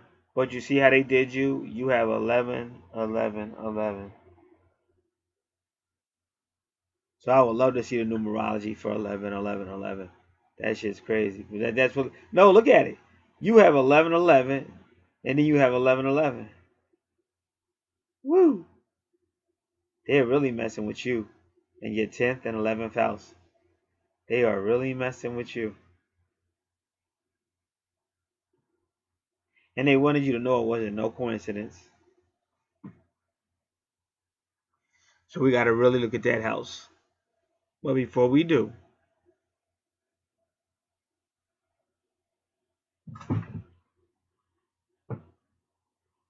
we're going to look at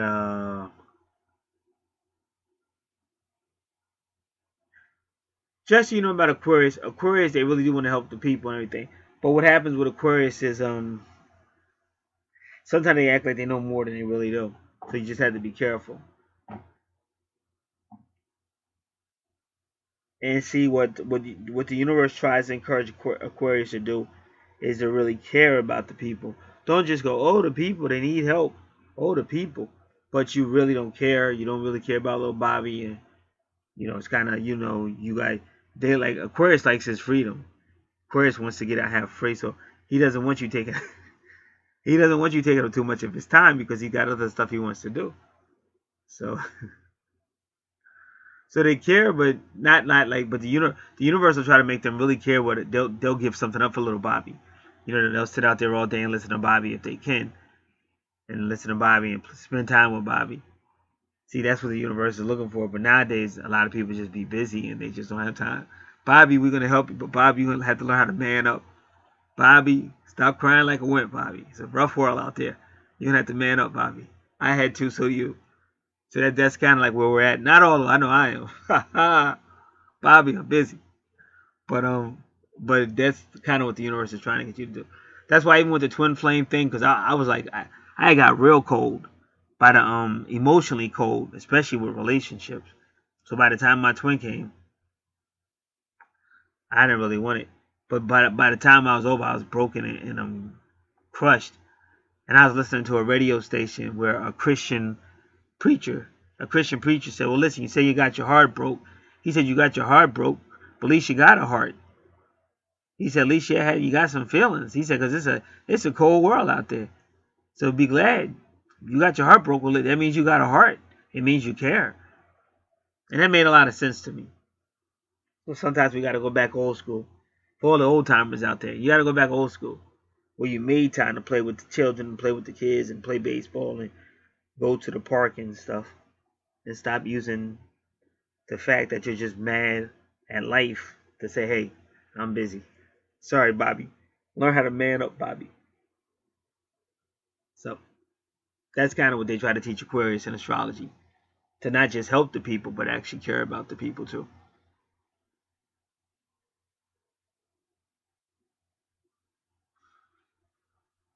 And wherever you see Aquarius on your chart, or the 11th house, that's what they're telling you. And even your true life purpose is that, because I'm getting the feeling you weren't as nice as you could have been in a past life. So they're kind of trying to help you see that in this life you have to be more compassionate to, especially your twin, but more compassionate to what's going on around you.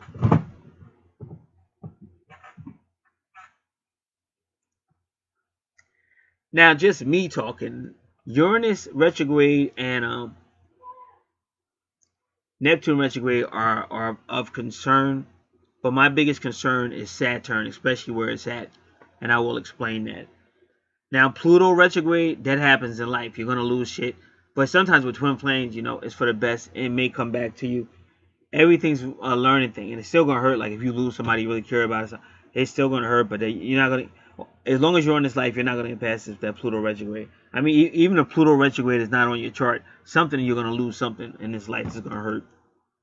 Maybe more than once. So, that's life. All right. So that was your 10th house. So even your medium quality has your medium quality is really 711. It's 756, but that's still 711. So let's do it. Just give me a little bit because I'm just gonna try to get my browsers going here.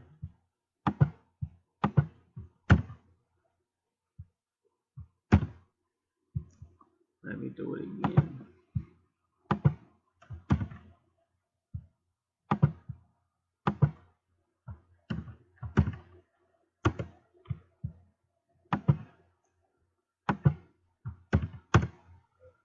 So the first thing we're going to look at is 756.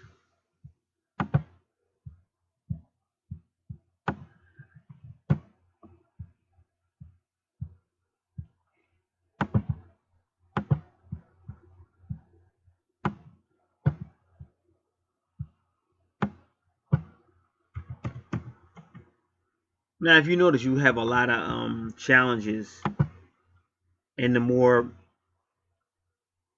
So let's do this. First house, okay, just tell everybody who you are, like our introduction to who the person is.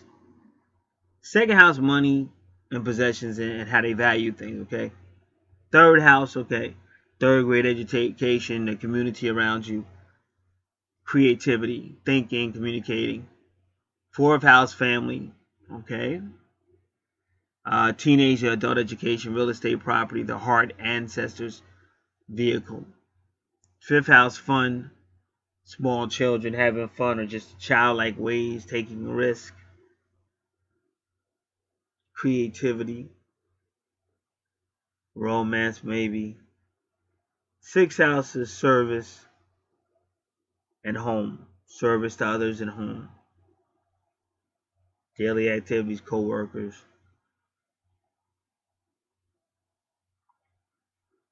And when you hit that seventh house, 1, 2, 3, 4, 5, 6, 7.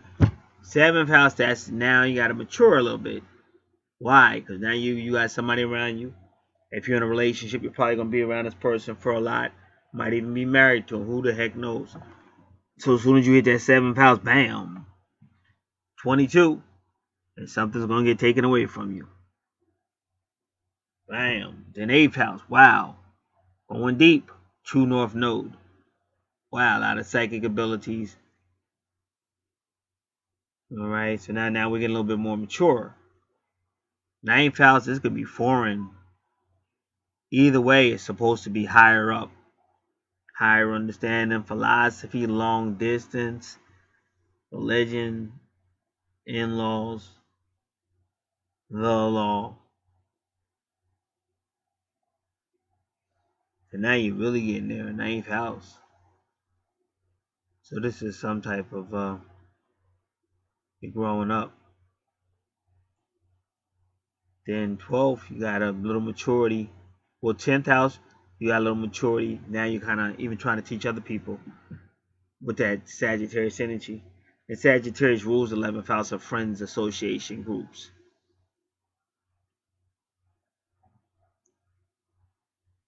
Now you just have to be careful because then again, see what I'm saying? Soon as you got to adulthood, you started seeing retrogrades. So you got to be careful because that person tries to try to run. So that's why you gotta work more on compassion and more on growing up as far as being more mature. And then when you go back to your third house, okay, that's communications, Mercury communications. Just it's something you have to just try to overcome or find a way to be able to communicate without people seeing you the wrong way. And that's how people are. They're very needy people. And so that's how you can mean well, and you can maybe sit up and come up with a plan for people. But if you just want to go, okay, here it is, and drop it off, they don't want that. They'd rather you be out there. Like they'd rather you be out there, even if everything they did was wrong, than you to say, okay, here it is. This is the way to do it. Okay, you guys got it. Okay, all right, I'm happy for you. But they'd rather you be out there. Like I had to learn that. In the 80s, I saw it. Because I'm an intellect. We see a Gemini is an intellect. He's mental. Gemini is pretty mental. And so I would just do me. But I was always trying to, what's the best way to do this? What's the fastest way to do that? And all that. And nobody really appreciated that. Because they want to talk. They're more community. They want to talk. You know. They just rather just be out there socializing. And me, I'm like, nah, what's the best way to do this? What's the best way to do it? How can we maximize? I'm that type of person. So it didn't work at all. And then I knew one time I was starting to learn my lesson. So one time we all got in a van, and the person driving had to go somewhere. They were trying to get somewhere, and I knew they were going the wrong way. But if I knew I said we're going the wrong way, they would have just disagreed with me. They would be like, no, that's not the wrong way. And then once they knew I was right, it would only got it worse, because like they really didn't like, they didn't like what I did. Like they didn't like that I was trying to maximize or boom, boom, boom. They just wanted to talk and socialize and who cares, and so it was that type of thing. So I just kept my mouth shut. So then the guy went down the wrong road. Then he finally realized they all realized it. We're going the wrong way. Then they're going to talk about that, because they want to talk about everything. So they want to talk about that, and I got to act like I'm surprised that he was going the wrong way when I got to told the dude way back over there.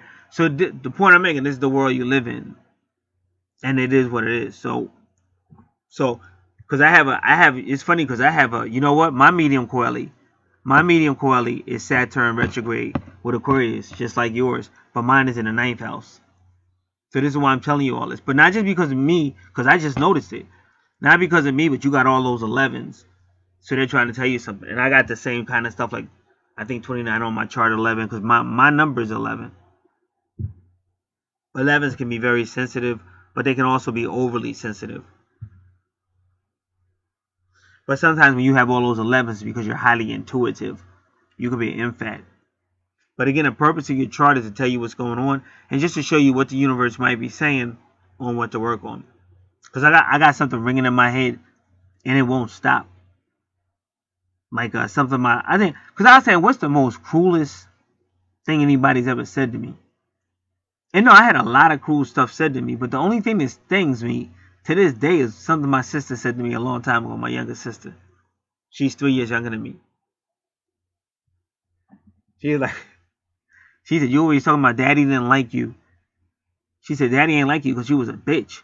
She said, that's why daddy ain't play with you. That's why daddy ain't take you fishing, because you was a bitch and shit. And that shit always stunned that, like, that's the thing, because that's the only thing that I can really think of that somebody said a long ass time ago. I ain't never forget it. But it helped me, because I'm like, yeah, maybe I do whine too much, man. I'm a little bitch. I gotta work on that and shit.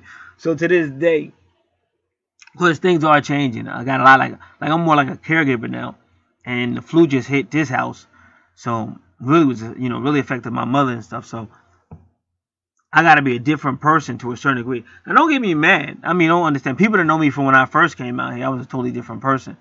But it was healing. That's why I'm trying to tell people. Don't be afraid to say what you've been through, because that's how you get healing. If you hold it in, you won't get healing. So sometimes when others have hurt you, part of your healing might be talking about it. And they may not like it. But the bottom line is you have a right to heal too. So you just got to remember that. But then you do have to heal and move on. You don't want to keep being a whiny little bitch. So now, we're still going through this numerology. 756. Wow, arrogant and deceitful. Woo! Now just to let y'all know where I'm at matrix.org. That's the first thing. Arrogant and deceitful.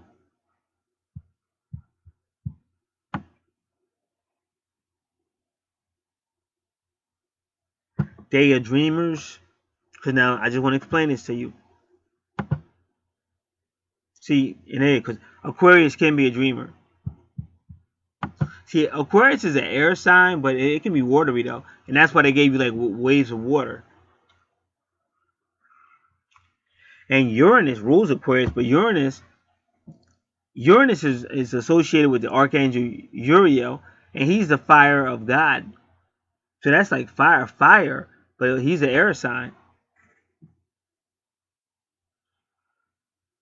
All right, the ideology of hate, Nathaniel York, near-death experiences,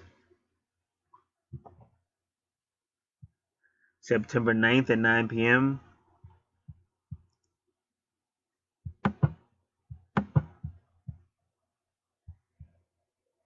There are no coincidences.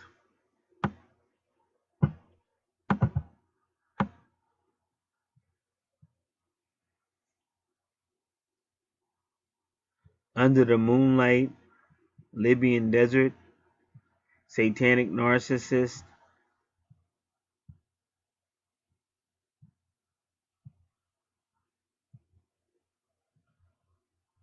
A lot of them. Mystical Isle, Wormwood, Ancient Aliens, Mother of God. They keep talking about Rael. And if I'm not mistaken, Rael is that dude that be calling, sending Howard Stern. He says he's Jesus Christ. He wants Howard. I mean, not Paul Bailey. He says he's Jesus Christ and he wants Paul Bailey to be his prophet. Named Rael. You can see him on YouTube. Speed of Life, Hebrew Alphabet, Lost World, Rosh Hashanah, 999.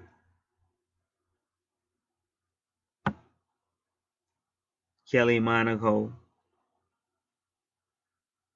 555.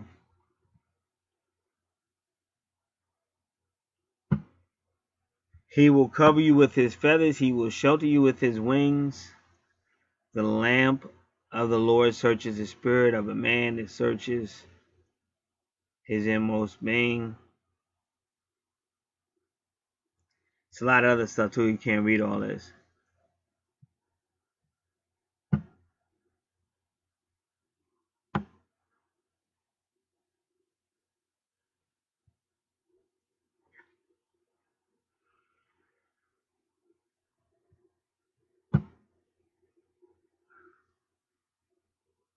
Ancient Aliens. Alright, so that was 756. Since I'm here, I'm just going to do 711. But I'm not going to, like, Rael is there again. Christ's second coming.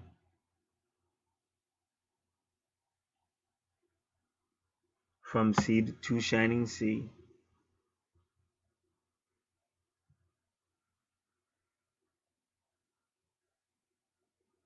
Hands and feet like a man on his back, 6 wings in the right and 6 on the left. Holographic key code number for the matrix calendar, gate 33 access.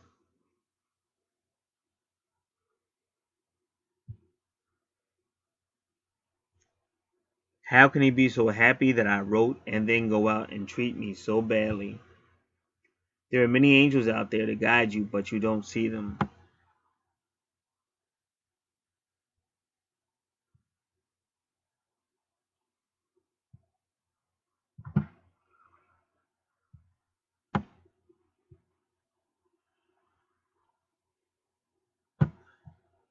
Alright. That was quite interesting. 711 for Gematria. Gematria, Bill Hydrick. Bill Hydrick.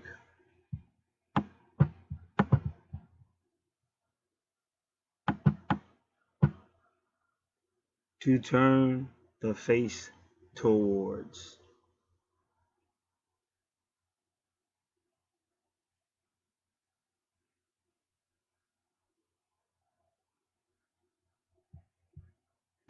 And 756. Bill Hydrick.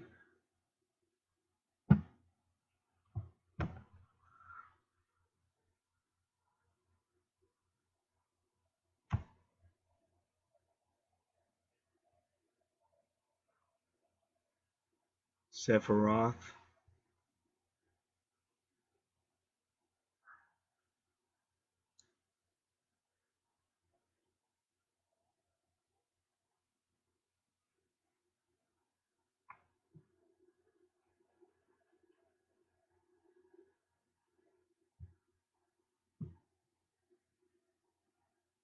All right.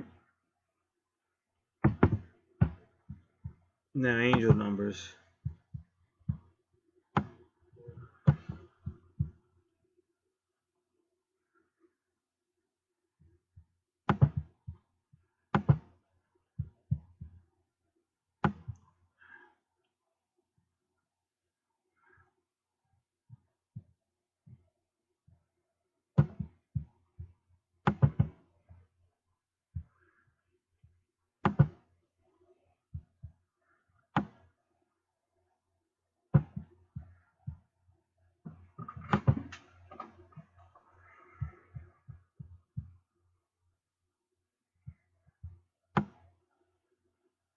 Seven 11.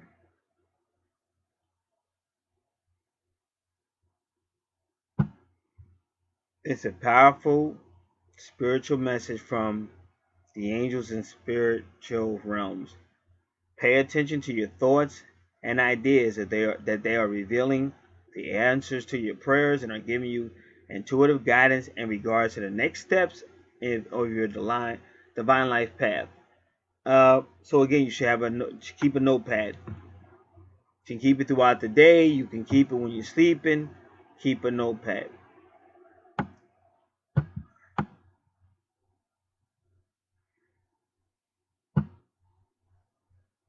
So they're telling you that remember it's a new moon coming. Angel number 711 is suggesting that new information or news of a positive nature is on its way. So listen to your intuition and heed its guidance. There may be some new opportunities for you to put your natural, psychic, and spiritual abilities to good use in service of those who need it. Your talents are unique to you, and it's your responsibility to use them for the highest good of all. Believe in yourself, your intuitive messages, and your inner promptings, and trust that your angels support you in your spiritual pursuits and endeavors. Angel number 711 also brings a message that you are doing a great job and are on the right path, and you are encouraged to continue along as you are. Angel number 77 is a sign that you have chosen your thoughts well and have made wise choices and decisions. You are reminded also that the emotion of gratitude will speed the process of your manifestation. So remember to acknowledge and be grateful for all the blessings entering your life. Angel number 77 encourages you to maintain a positive attitude towards your life happenings and keep your prayers, visualizations, and positive affirmations. So make sure you're doing those things. All right. And that's all about your life purpose. And of course, because it's in the seventh house, so it is connecting you to your twin. Because your medium coeli is another aspect of your true north node.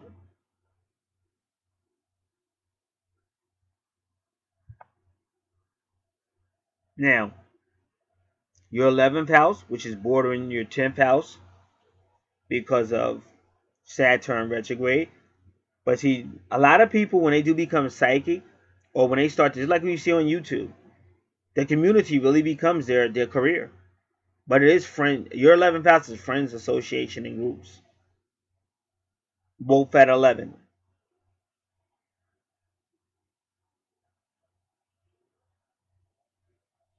So, give me a moment. I'm just looking around at a couple of things.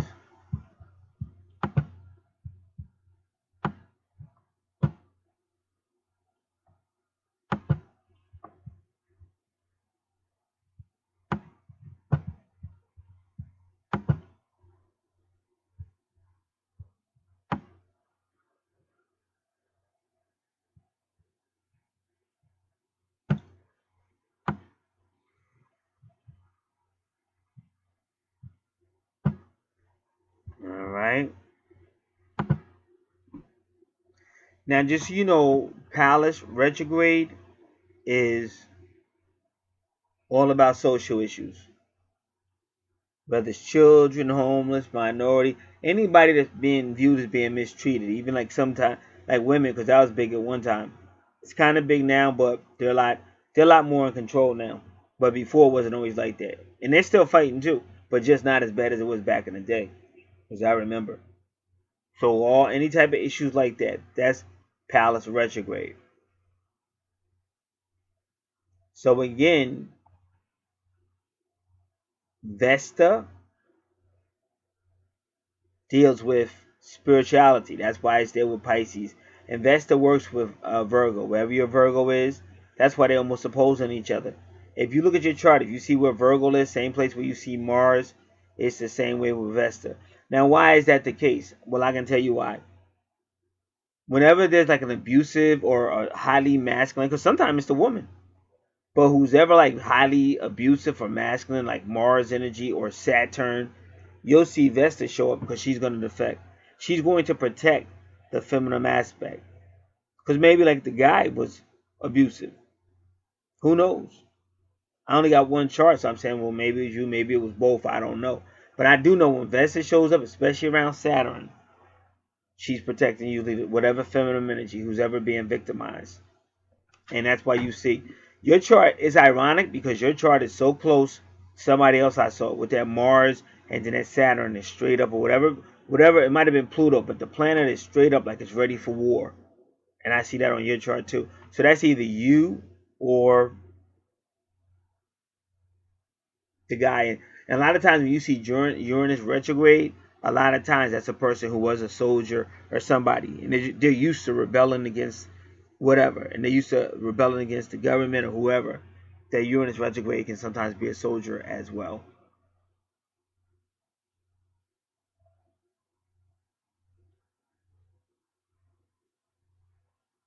And when you do see Libra in the sixth house, see that's the house of service. That could even be an officer, because you see he's making money too, or she's making money.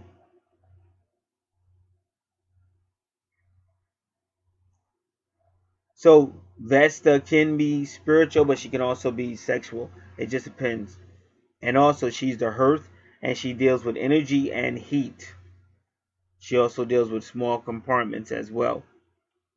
So wherever you see Vesta, this is the house you would expand a lot of your energy, and you have to know how to stop and take breaks, because if not, you burn out. So now Saturn retrograde, I'll read it, but the main thing you have to, it can mean abuse. So you got to really work on that so that people don't feel you're abusive. And again,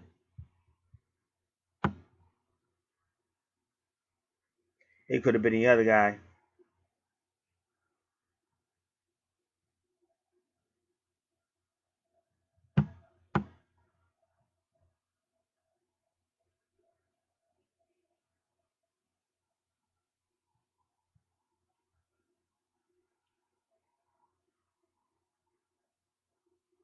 Okay, somebody named Shay Mitchell. She's a YouTuber, and she reached 3 million subscribers, and she ran naked through LA to celebrate. What some people won't do for attention. All right. Now, let's continue. Saturn retrograde. And I want to get rid of some of these browsers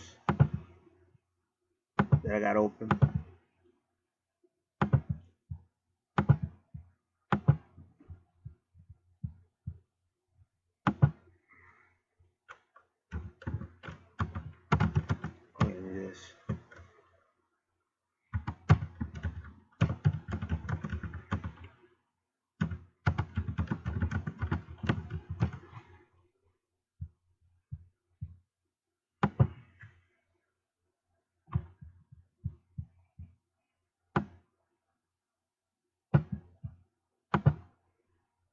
Okay, Saturn is one of two social planets. Jupiter is the other social planet. Now, Saturn in retrograde can be a tough taskmaster. It makes you work harder. It makes you work harder. It can also take longer to think things through for both your actions and the events occurring around you. There are no shortcuts when Saturn is retrograde. Nothing should be rushed. Not, whatever, it shouldn't be rushed. Take time, breathe, and do things right the first time. They are going to tell you about patience. Like I said, working with people, patience. That's why I gave you that story. It's a time and place for everything. Like, I'm older now. See, that what I told you, that was in the 80s, but I've learned you can't be everywhere. Like I'm older now. I got health problems. I caregiver for somebody that has health problems, so I can't do all the stuff I was doing when I was young. So the bottom line is I gotta pace myself because I love what I do. Like, I love to study stuff. I love talking to people like this. I love just doing what I do. And like I said, I do talk to people back and forth. It just depends. Like, I never like wasting time. That's just how I view it. Like, I mean, don't get me wrong. I know how to go out and socialize, but too many people waste too much time just talking about nothing. That's just my opinion. So I don't waste a lot of time with that. Every second to me is sacred, and I love to teach, and I love to just make my videos teach. And I talk to some people here and there, but everybody that deals with me, like, I make them stronger whether they like it or not. I get people that's mad at me, but the reason why I do what I do, because you shouldn't go through your life waiting for somebody else to help you through. You should be able to try anyway. It's okay if you try and fall, but at least you're trying. But it's just too many. It's just too needy. It's too needy. And if you go out in nature, you'll start seeing squirrels coming up to you and stuff, birds coming up to you. Like, why don't you guys go eat some nuts? Like, go. Stop following me. Like, it's just this needy thing in creation that's kind of funny to me. And there's a time and place for everything. I'm not wrong. It's so cool when you see people out having fun, or friends goofing off or whatever. But it's too needy. Like, they never read a book. They never study anything. And they better be glad they serve a God that's so merciful. Because if he wasn't, all of us, it would be tough, because nobody's really doing what they should. Like, everybody's off doing something else. Hanging out with friends, watching a lot of stuff on TV, dating, you name it. Everybody's doing everything. And the people that are trying to do something maybe more spiritual, even that's controlled by whatever faith they believe in. So like I said, you might go to one denomination and they tell you this is what's needed, but you might go somewhere else, they may tell you that's what's needed. So you're still not doing what God's telling you, doing what so everybody's just off. So that's why I said it's a time and place for everything. And even Solomon said in the book of Ecclesiastes, it's the same thing. Nothing's new under the sun. So when you've lived long enough, you're like, I don't want to talk about that because I was talking about that in 1980. Like, I don't want to talk about that no more. Like it's just, you feel like you're not going nowhere.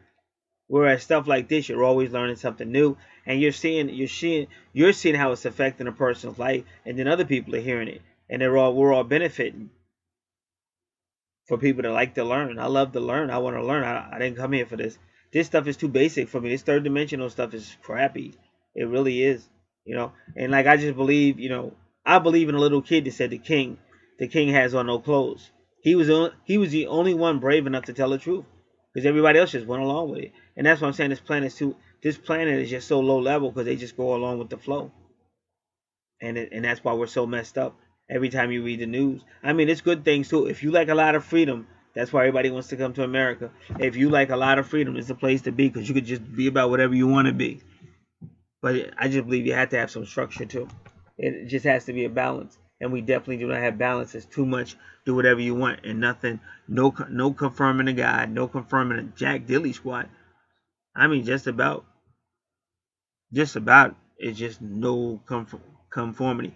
And when they finally put their foot down, it's too late. Like, people are already dead. When they finally say, okay, that's it, we're not going to do that anymore. But yeah, but people are dead. You should have did that earlier. So that's just a brief look at this life. So that's why I say I love what I do. I teach. I'm helping out one way or another. And I do talk to people. A lot of stuff is through emails. But that's modern technology. And it is what it is. But the people that deal with me, they realize that I'm only gonna go so far with them. Like, I'm not gonna hold your hand or nothing like that, because you have to learn. Like, a lot of females with men problems, you have to learn what a man needs. And I ain't talking about sex all the time because it ain't even sex. Because if a man just needed sex, he'd probably stay longer in a relationship or something. You know, and they still break up. So sex ain't the answer. You know that. You know I'm telling you the truth, because why are relationships still breaking up if it's all about sex? Because that'd be the thing, to marry somebody and just have sex. But they still break up. Even when. So you don't understand a man's need. So I try to tell people. And it's not so much like Demi Lovato said it. She said she has a video about complicated. And she said, "Oh, I really need to be in love, but I also need to separate." She was trying to say how complicated life is for a woman. And she said, "I really need to love, I need to feel loved, and I need to have a man in my life." And then I don't. Like I need to separate, I need to break up, I need to feel pain.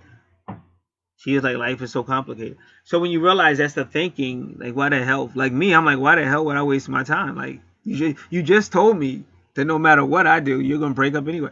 So I've been here long enough to see this crap. Like for real. Like I'm serious. And I'm like, nah, just not for me right now. And I did all that dating and stuff early. I've already been with somebody in an 8-year relationship and stuff. I've done all that. So once I do it, I don't see the point of keep doing it. But that's just me. I totally understand love and stuff like that, but I see it on a wider scale. You know, like I see community love and stuff like that. Because I think that's why they failed too, because once you box off with one person, it's going to be hard for that person to make you happy every day. And in fact, they're going to start to get on your nerves, because you're going to get sick of waking up every day and seeing that person or whatever else. And it's just going to be a part of you that wants to go and do something else. So that's something that really takes a lot of maturity, a lot of commitment, a lot of sacrifice.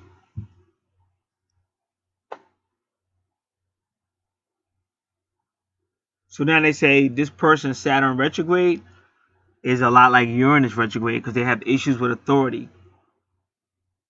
And if you're working on legal matters such as contracts or deals, they may be delayed. Deadlines may be extended, and you may find yourself working on something that you thought was already complete. So there's going to be communication problems, and then problems like that because of Mercury retrograde, communication problems, Saturn retrograde, those type of problems. And remember, this is connected to your 10th house, which takes you right back with Sagittarius and Libra.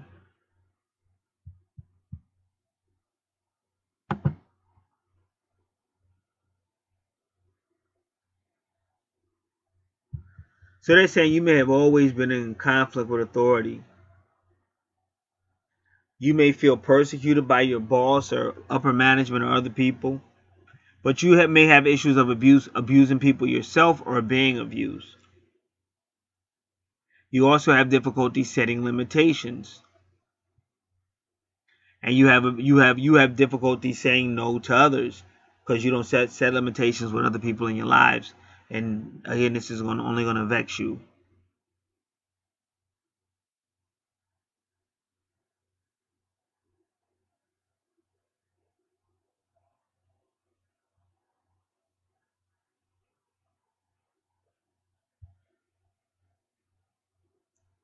So they're telling you, don't look for an easy way out. Don't be impatient. And don't bully other people. Don't try to get other people to do what you should be doing.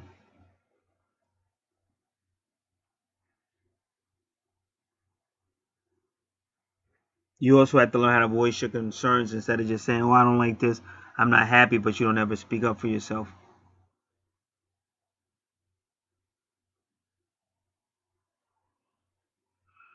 So you have to learn how to make plans, set strategies, and work through them.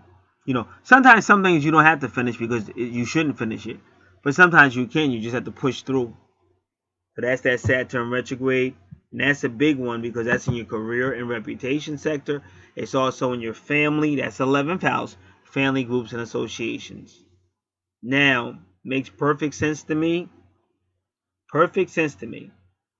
But you do have nurturing there. That hook is nurturer. But you have Aries in the 12th house. Perfect sense because that's somebody who's running over top of everybody. So now they put Aries in the 12th house and say, hey, look, it's good that you have all that energy. And hey, it's good you like to run. And hey, it's good that you're very focused. But now you're going to use that energy to help people. You're going to use that energy to help people, get to know people. Be compassionate because it's the 12th house, which is Pisces. So anything that's happened in your life in past life that was directly connected to Aries energy, now they're telling you to work on it. That's why you see a Mars and And Virgo, well, Virgo represents the home. Virgo represents the 6th house, and Mars is right there. So that's Aries energy. Mars rules Aries, and Virgo, it rules the home, and usually the 12th house opposes the 6th house, which is usually the home.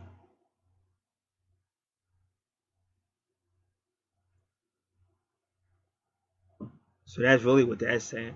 Now the 12th house can deal with anything that's confined, churches, bars, prisons, mental wards, hospitals, buildings, loose behavior, affairs, like somebody having an affair, alcohol, prostitution. All these things can also be in the 12th house. But whatever it is, the idea is to get the person to repent, become more spiritual, and whatever they need to overcome is to do it so that you can move on. That's the 12th. The 12th house tries to force you to acknowledge your shortcomings, your subconsciousness, and deal with it so you can move on. Now we'll try to see Lilith. We're going to look at Lilith because you have Lilith in your 12th house.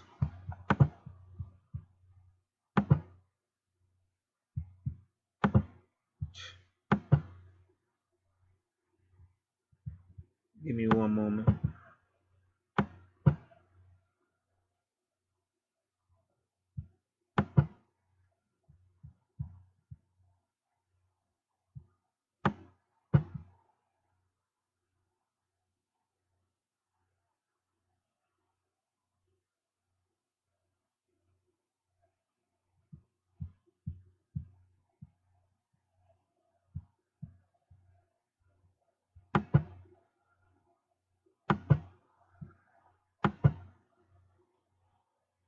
Now,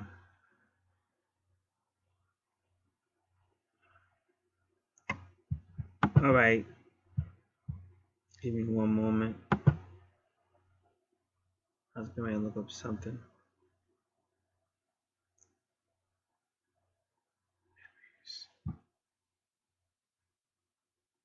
I know it's about the 12th house. Oh, Lilith. Lilith.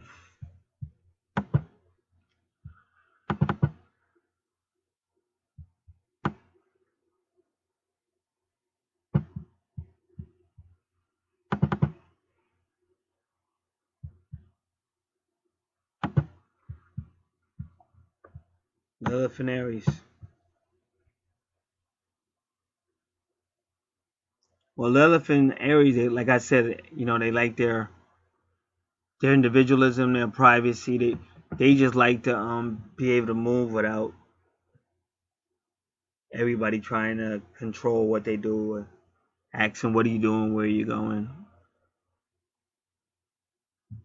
So Lilith and Aries will be a problem in relationships, but we already talked about that.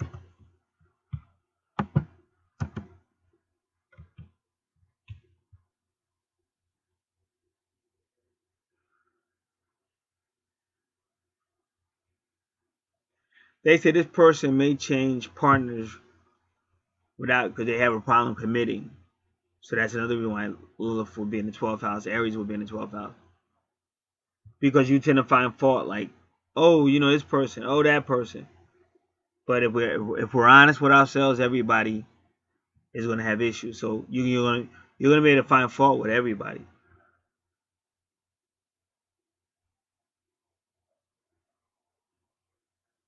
And they're saying Lilith and Aries, this could be a one-night stand person. See, that's the funny thing about the 12th house, because even though it can be the house of healing, because it's about what's in a person's subconscious mind, but it's still a dark house, though. See, that's the difference between the 8th house and the 12th house. That the 12th house is more or less trying to get you to deal with your subconscious mind, trying to get you to confess and repent and change. And that's why they talk about churches in the 12th house, whereas the 8th house doesn't require that. But the 12th house does, kind of.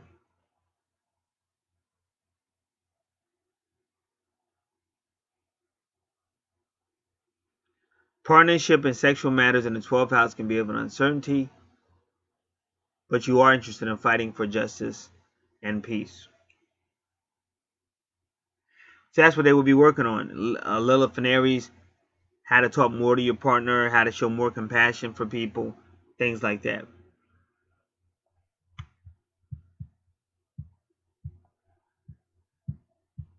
Now you're looking for Lilith in the 12th house.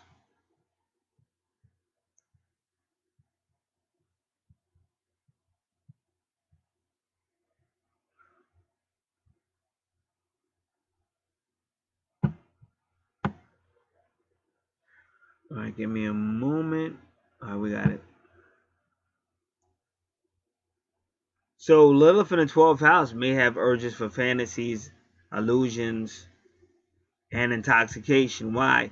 Because Neptune rules Pisces. Pisces rules the 12th house. Neptune can come in Pisces um, sign and make you see it in your mind, in your subconscious mind. You can dream about things like that, and you can believe in unreality. So that's very dangerous. You got to be aware of that, because you got Aries in the 12th house, and Aries wants to break up and do what it wants to. And then you got Neptune sending you illusions through Pisces. Because like I said, I've been in the church setting. And I mean, people know that. Because just the way life is, that's believe it or not, you would think that would be a harder place to pick up women. It's almost easier.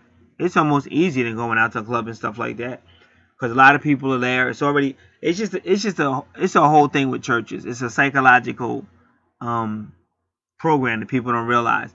Because it's still about secrecies, but see, the 8th house is a lot like the 12th house, but it's still about secrecy. If you took it to metaphysics, that's why the 12th house represents that the 8th house represents the womb, and it's the underworld, but it represents the womb where all birth comes from. But then when you go into a church, it's kind of built like a womb. So it's all these games that are happening, and that's why a lot of people say, well, nobody. They say that's the first thing they're going to tell you. Well, nobody's perfect. So it's a whole lot of kiss and don't tell in church. So that's dangerous to have Aries there, because Aries wants what Aries wants. And then when you got Neptune playing mind games with Pisces, because Neptune is a deceiver, idealistic. So then you're ready to already dive in bed and all that, because you don't think it's going to get caught. And as long as everything goes cool, you'll keep doing it. But if for any reason you don't like it or something, then all of a sudden you'll develop a conscience and say, oh, I've sinned. Or if you think you're going to get caught, you just fake the funk like, oh, I've sinned. And then everybody goes, okay, nobody's perfect. We forgive you. We know you're going to go through this, you're going to go through that, but we forgive you because nobody's perfect. But really, that was a game the whole time for sneaky people. But that's why with Neptune, Pisces, and Aries, you got to be real careful. That's what they're telling you. And this person can also be highly susceptible to drugs, and they say, and easily misled. So in your 12th house, you got to really, because I had said that earlier, you got to really make sure nobody gives you a story and has you giving your money and all that. See, because the 12th house is about sacrifice, but what happens is some people sacrifice too much and they get taken advantage of. So you do have a right to have your own space, and you do have a right to tell people no that try to play you out. But they say, but you can be very creative and inspirational in the 12th house. So if you do any form of writing or creation, that'd be one of the best places for you to be.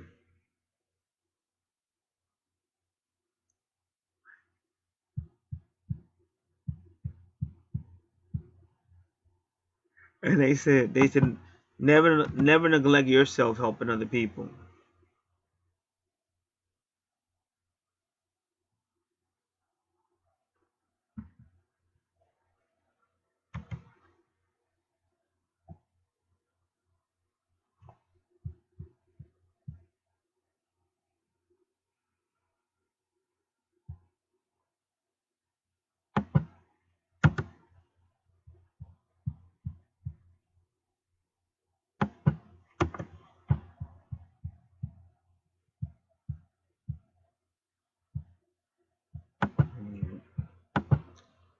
All right.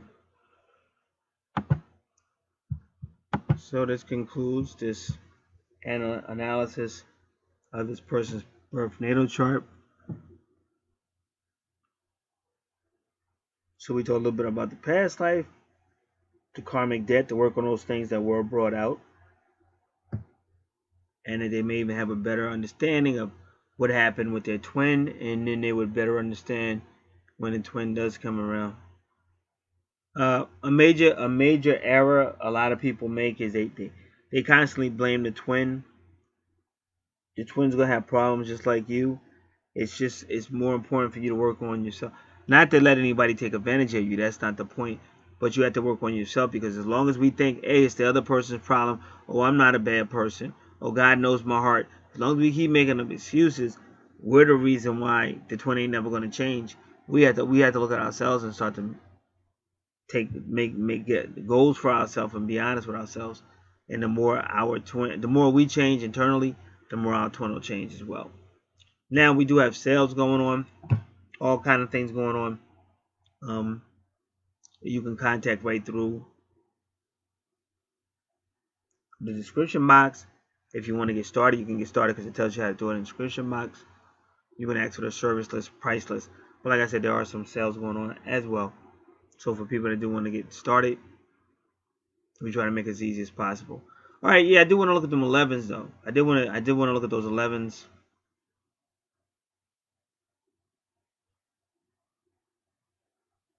Let's look at number 2956. So that's why I was telling you about Saturn retrograde. So this person can be abusive with other people, so they have to be very careful. Or they might allow other people to abuse them, but we did cover that part. Well, let's do 2911.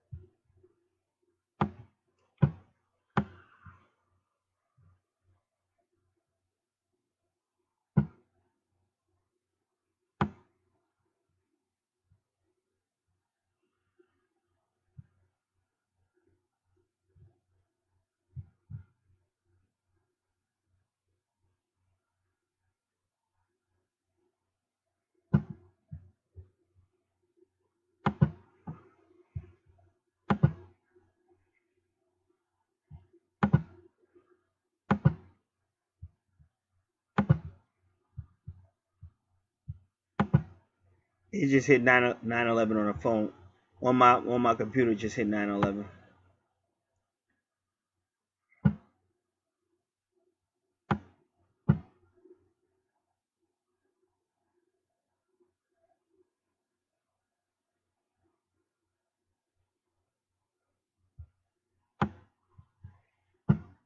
Angel number 2911 brings a message to stay focused on your life path and soul mission, and trust that you are teaching and leading others by being a living positive example. So that's why I'm trying to tell you that it's no coincidence, because that is the people section where that is, where that 2911 is, 2956. It is the people section, 10th and 11th house.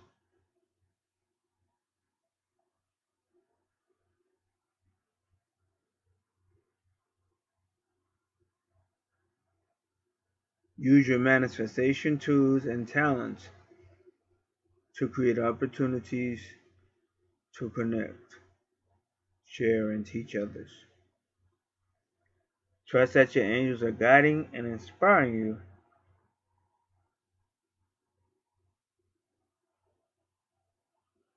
as you use your unique leadership qualities and strong character traits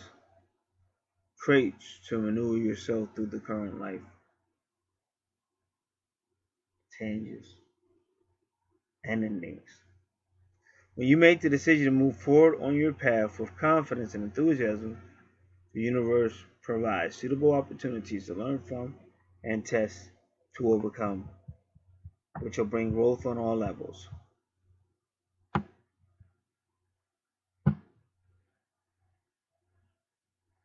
Angel number 2911 indicates that you are shedding off old facets of your life, and that you no longer positively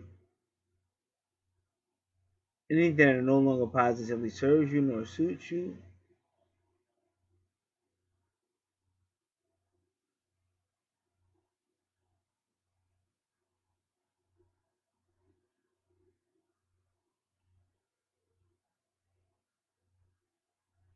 You're moving on to a more authentic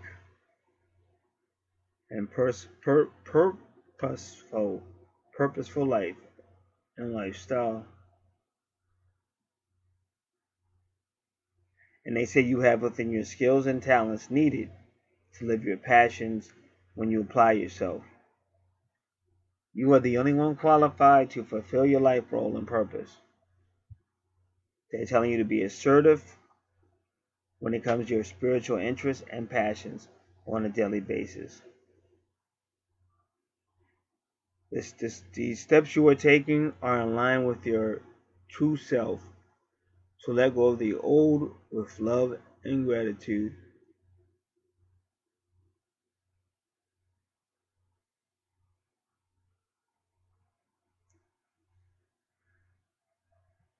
And they're telling you new things are coming in your life.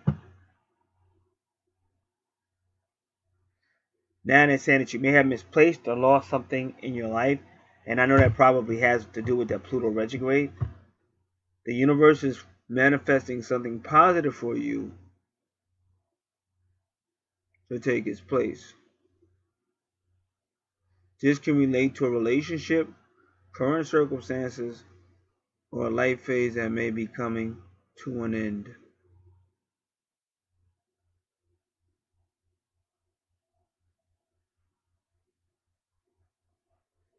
Trust that wonderful new beginnings and or directions are indicated for you, and everything is happening in divine time and place. So we thank the archangels for this information and this particular analysis. Thank you for all the analysis, actually. All right. So that's 2911 and 2950. 2956 will be similar, I'm sure.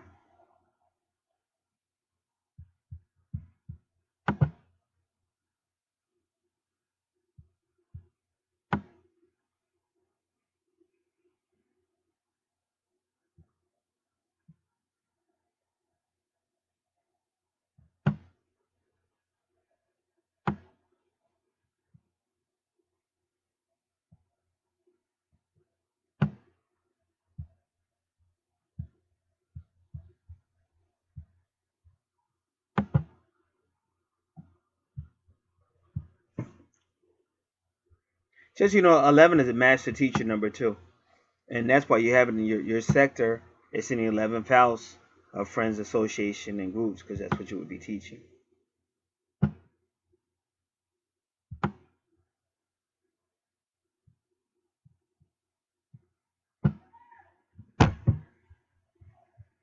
I don't know if we did this yet, but angel number 2559 tells you that every obstacle in your life presents you with an opportunity to grow and evolve on a soul level.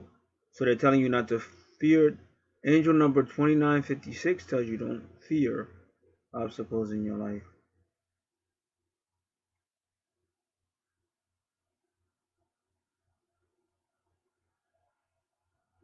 Every challenge you encounter brings a lesson for you to learn. And when you learn a lesson, you are presented with the same challenge manifested in different ways over and over. Once the lesson is learned, the challenge or obstacle leaves your life.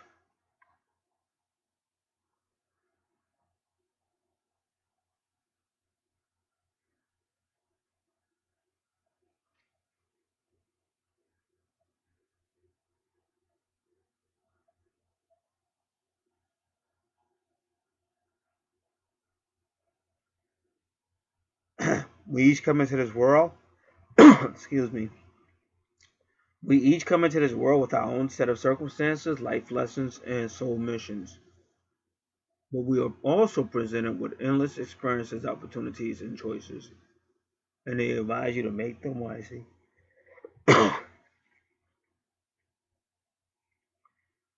Angel number 2956 tells you.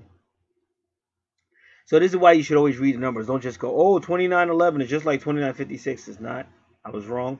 Because this is 2956 is talking about obstacles. So I'm glad I read this.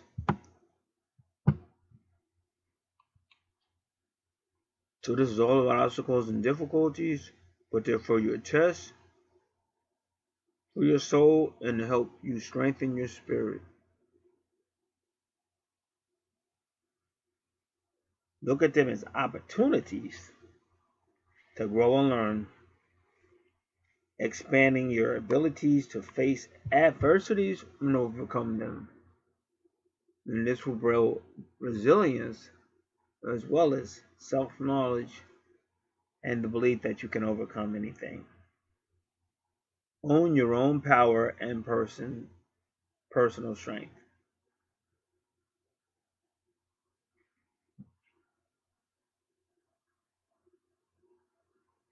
So if you think you're facing an insurmountable obstacle or challenge, bring yourself back to the present moment and focus on what needs to be done first and foremost. Take it step by step.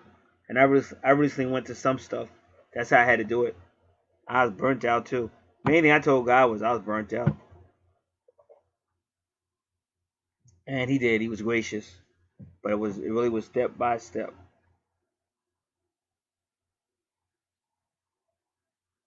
Now it tells you to acknowledge and appreciate the positivities in your life, as when you are grateful for your blessings, you unlock a powerful energy that guides and assists you on your life path. Life path, your soul mission, soul purpose is why you're here. True North Node is your soul purpose. Life purpose, soul purpose. The life path is the journey on that to the soul mission. Just so, because some people may or may not know that. All right.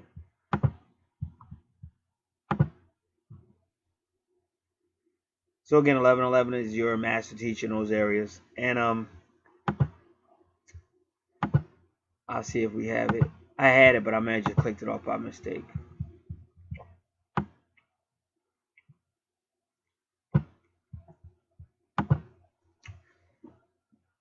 1111 adds up to 4. It is 22, but it adds up to 4, which is just the angelic number as well.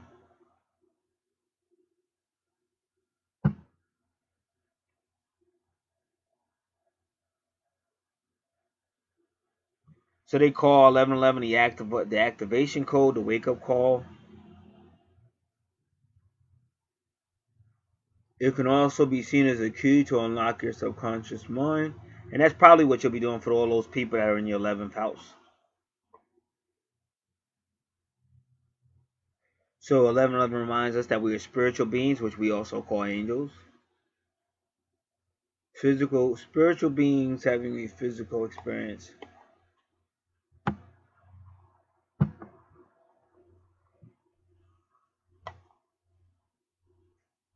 With 1111 usually comes synchronicities, miraculous coincidences.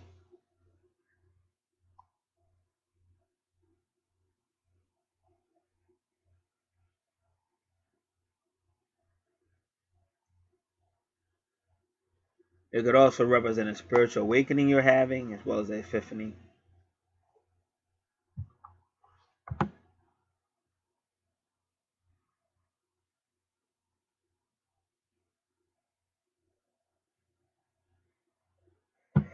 It's also an energetic gateway opening up for you, has opened for you. So watch what you think, because whatever you're thinking, it'll begin to manifest.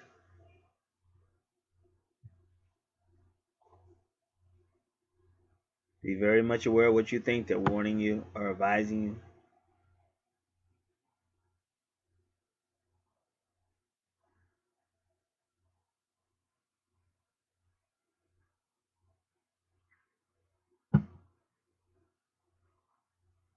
And number one reminds you that you create your own reality.